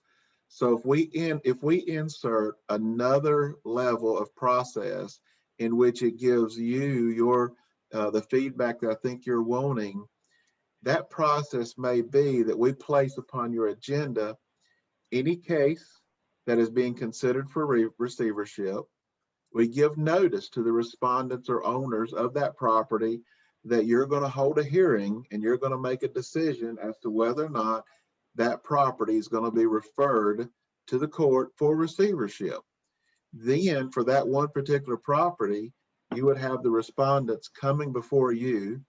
You talk to them, ask them what questions you want to about the upkeep of their property, what they're going to do with their property, just as you would in any other housing hearing. And then you make a decision, because then you kind of bring a little more control, kind of carrot stick situation to the situation, to where you can continue. You can continue the case. All right, let's see what you're going to do to change this property, but understand we can take an action to refer this to receivership and get that property, get that owner back engaged with the property. Now, if we give notice and nobody shows up, then there must be nobody interested in this particular piece of property. But that is a level of process that we can add in place in developing or creating your hearing on how you make that decision. Because if you don't make a decision just to approve all of them for receivership, you can hold a hearing and we can give notice to all respondents in a title search, and you make your decision at that time. We can also, when we pull properties and we give it to you for your hearing, obviously we have orders, you have orders on the repair list and demolition list in all 5 city council districts. So it would not be the best to overload one district. And being it's a new program and a pilot program, as the gatekeeper, send a couple, send 1 or 2, send something from one from each district, and start it into the program and monitor it, and let us give you feedback on it, as we should be as staff. And until the pile of the program itself, it starts to generate that trust, or it starts to reveal where we need more information to build upon more trust. That's just an idea. And that would be something that definitely, with what I'm hearing that you as a commission want a bigger comfort level to, before you sign off on a property in a receivership, you're wanting more of a comfort level that, yes, this is a good decision. And whether or not, if somebody's working hard to repair the property, then I wouldn't even want to recommend it to you to even consider it. That's just food for your thoughts. Troy, I think that's very insightful. I appreciate what you just said. I do like that idea of having some sort of oversight, because, we see this in our housing code violation cases where if it's a homeowner who's honestly trying to get things right, we're generally pretty lenient. When it's an abandoned property or something or the homeowner's, refusing to do stuff, we crack down pretty hard. So similarly, we could take, someone comes and says, don't take my home away from me, in essence. Yeah, we're not going to do that. That would be a horrible thing. I don't know. What is the rest of the commission's thoughts on that level of review? I like it. What about you, Ms. Claudel? That's what I wanted to put in place. I'm fine with it. I think so. All right. The key is just people don't lose their stuff. I mean, that's really what it's about, Troy, and the rest of the commissioners. I think everyone can agree that we see something fundamentally wrong taking something from someone who's bought, paid, and struggled for. I think everyone sees that fundamentally wrong somewhere, because we don't want to live in a society that penalizes people for being poor. If that was the case, we'd be in trouble. Everybody in here be in trouble. There ain't no rich people in here except Peter. He's rich. Everyone else, we might have some trouble. I'm not that rich, Quentin. Not that Peter rich. and Jasmine are rich. They're lawyers. Everybody else, we're in trouble. Okay. I'm not rich. So, I would like to be rich. Yeah. Troy's kind of rich too. He's at the top. So, those guys at the top, they make pretty good. And I know the city got plenty of money, so they got to give it to somebody. Well, how about this? And I'll say, I do want to get towards ending this up. I do have to be somewhere, but I like this discussion. Could we push to next month's meeting? I think Troy has some stuff he probably needs to talk with Stan about. And we have this idea for a level of review over the receivership cases and a level of decision-making ability that our commission has. Could we say that's the idea to discuss and possibly implement at next meeting? I'm okay. I think that sounds good. Yes, that's a great idea, Peter. Okay. Well, wonderful. I think everyone has some stuff to look into, and I know, and maybe if we're implementing stuff, we could also look at the $500 civil penalty issue. That's one. $500 is a lot of money. Yeah, that really holds a thing with me, especially, if you spent $2,500 on fixing a property, which honestly ain't a lot. You can replace a heat and air system. The cheapest I've seen, and I install them, is $4,200. So now you gotta pay $500 because you was in trouble. Like, I feel like we should be able to lessen that down to zero, because the goal is to make it inhabitable, not to punish you. And one thing I want to say is, and I'll push back, because civil penalties are meant to punish some people, like a slumlord landlord who's not fixing stuff. Oh yeah, like the Agapians. So I don't want to take away the teeth that we have, because I think the Agapians, didn't they get sued for like $600,000 in civil penalties? Yeah, they did. They haven't paid no money though. That was an article not long. I think that was like at the beginning of this year. They ain't paid no money though. So I guess having the flexibility to throw the book at someone like that, right? But also to show some leniency towards the good faith homeowner who 500 would really put them out. Oh yeah. Oh yeah. Or if someone sold the property, they made the person aware, maybe, and you know, they're working with the person. I mean, I don't know of too many owners that are going to work with a person after they sold the property to help fix it. That was one of the things that kind of messed me a little bit, like, because I know I wouldn't do that. Maybe we can lower that down to maybe $100 fine or $200 fine. You got to pay something, but you know, 500 is a lot of money. Or if we could have, just like we're saying, the commission gets to, or we're discussing the commission reviewing the receivership program and which properties go into that, having some level of, a person could petition to us and we could say, okay, we get your specific circumstances. We're not going to make you pay that 500. Right. And just to let you know, Mr. Chairman, you currently have that process in place. Mm-hmm. The Housing Commission does have that oversight, and the Housing Commission can waive any and all penalties in every single case. That's already in place by city ordinance. I shared the city ordinance, that part with Ms. Press a while ago. What the city ordinance says is when a civil penalty is assessed, the person can submit their receipts for a reduction.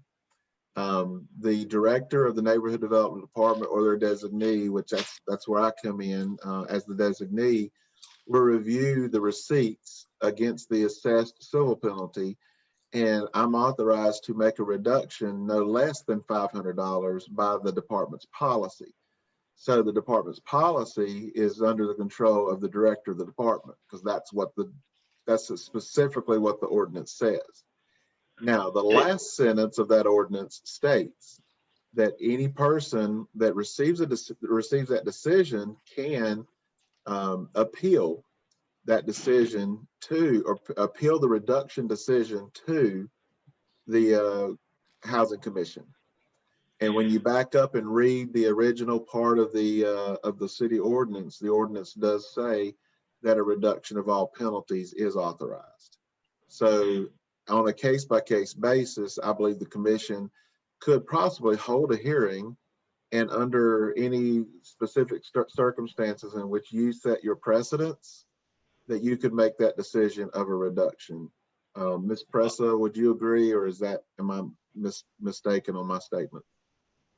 I do agree with your interpretation regarding the process in place for an appeal to the commission.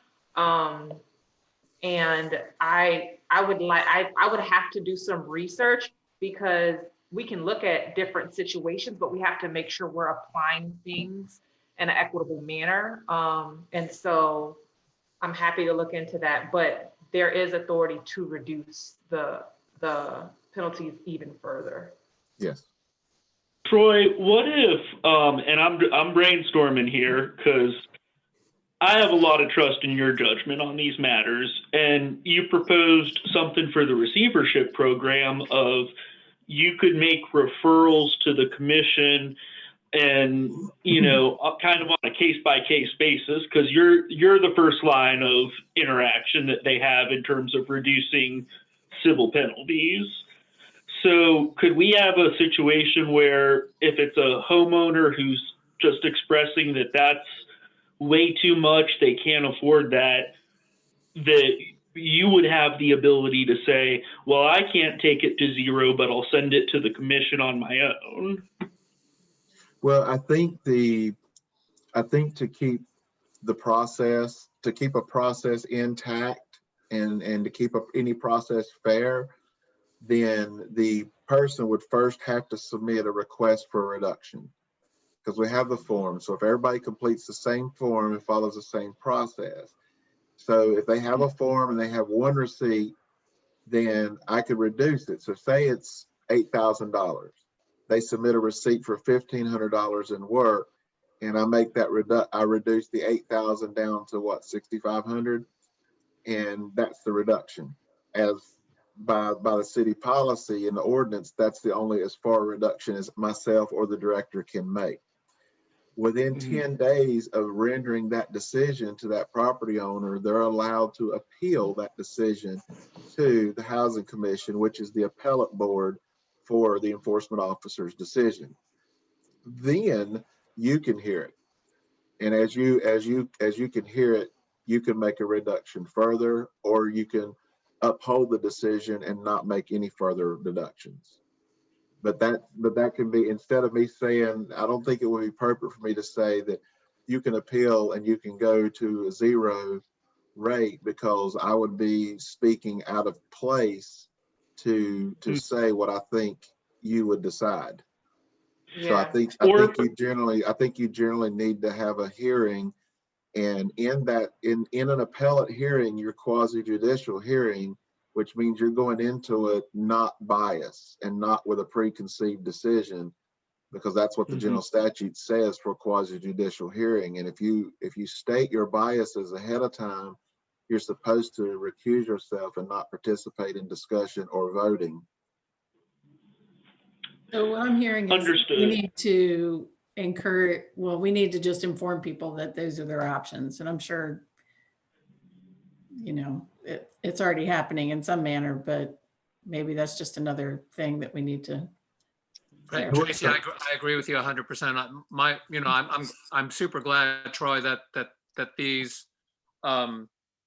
rules exist, and it seems like we can act on those things. But exactly what Tracy was saying, that it's for us to be consistent and let people know that they can do the appeal, and maybe that's part of our standard language when people appear before us and they're walking away with whatever thousands of dollars still in penalties and stuff, that they flat out know this information.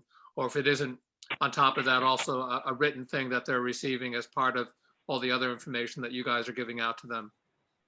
Yeah, and it's certainly, it's the fair process, because you as a commission are making that judgment as to whether or not the penalty is reasonable, unreasonable, or what the specific situation is.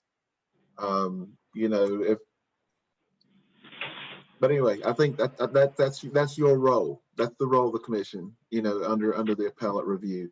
So to your point, Mr. Chairman, about going directly, or me saying that you could go to the commission and get it reduced further, I would not want myself nor staff to make those comments, because and on further reflection, I get what you're saying.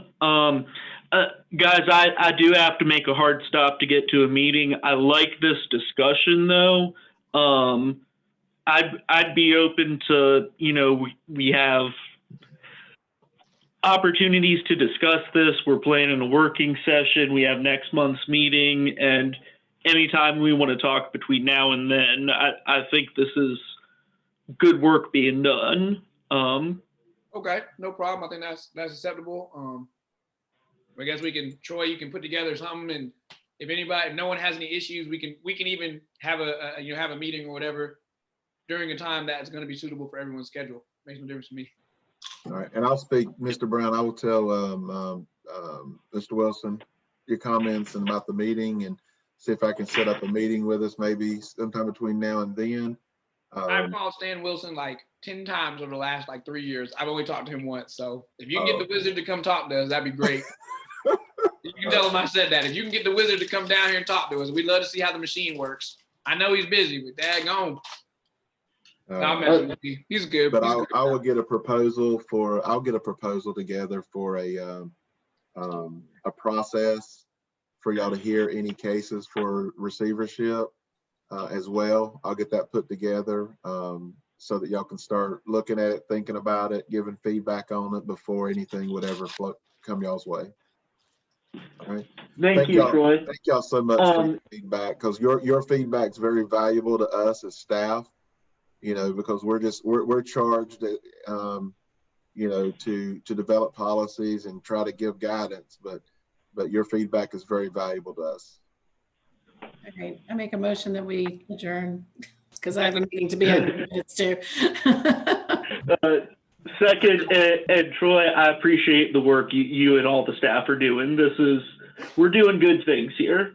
And let's make sure we give a special shout out to Jasmine Pressa today. She was able to get that script in and hold it down for every single person there. I was impressed. I thought I was gonna have to say something the first time, but Jasmine was able to just hang in there and zing those touchdowns right on in. Good job to you, Jasmine. I don't want you to feel like I don't give attaboys. Good job on that. Thank you, Mr. Brown. Was the motion seconded? It was seconded. I'll second that. Let's do a quick roll call vote. Commissioner Biggerstaff? Yes. Commissioner Brown? Know it. Commissioner Lamont? Yes. Commissioner Nazim? Yes. Commissioner Young? Yes. Commissioner Waddell? Yes. Chair Isikoff? Yes. That passes unanimously. Thank you, everyone. You all have a great day. Good job, Bye-bye. Jasmine. Have a wonderful holiday, everyone. Oh, when is the next meeting again? You said it's January. Yeah. Oh, so this is the last one for the year? Yeah, January 14th. Do you want a second one? I don't know. I mean, if Ms. Waddell says we need to have one, we're gonna get another one. See you next year. Bye-bye. See you later.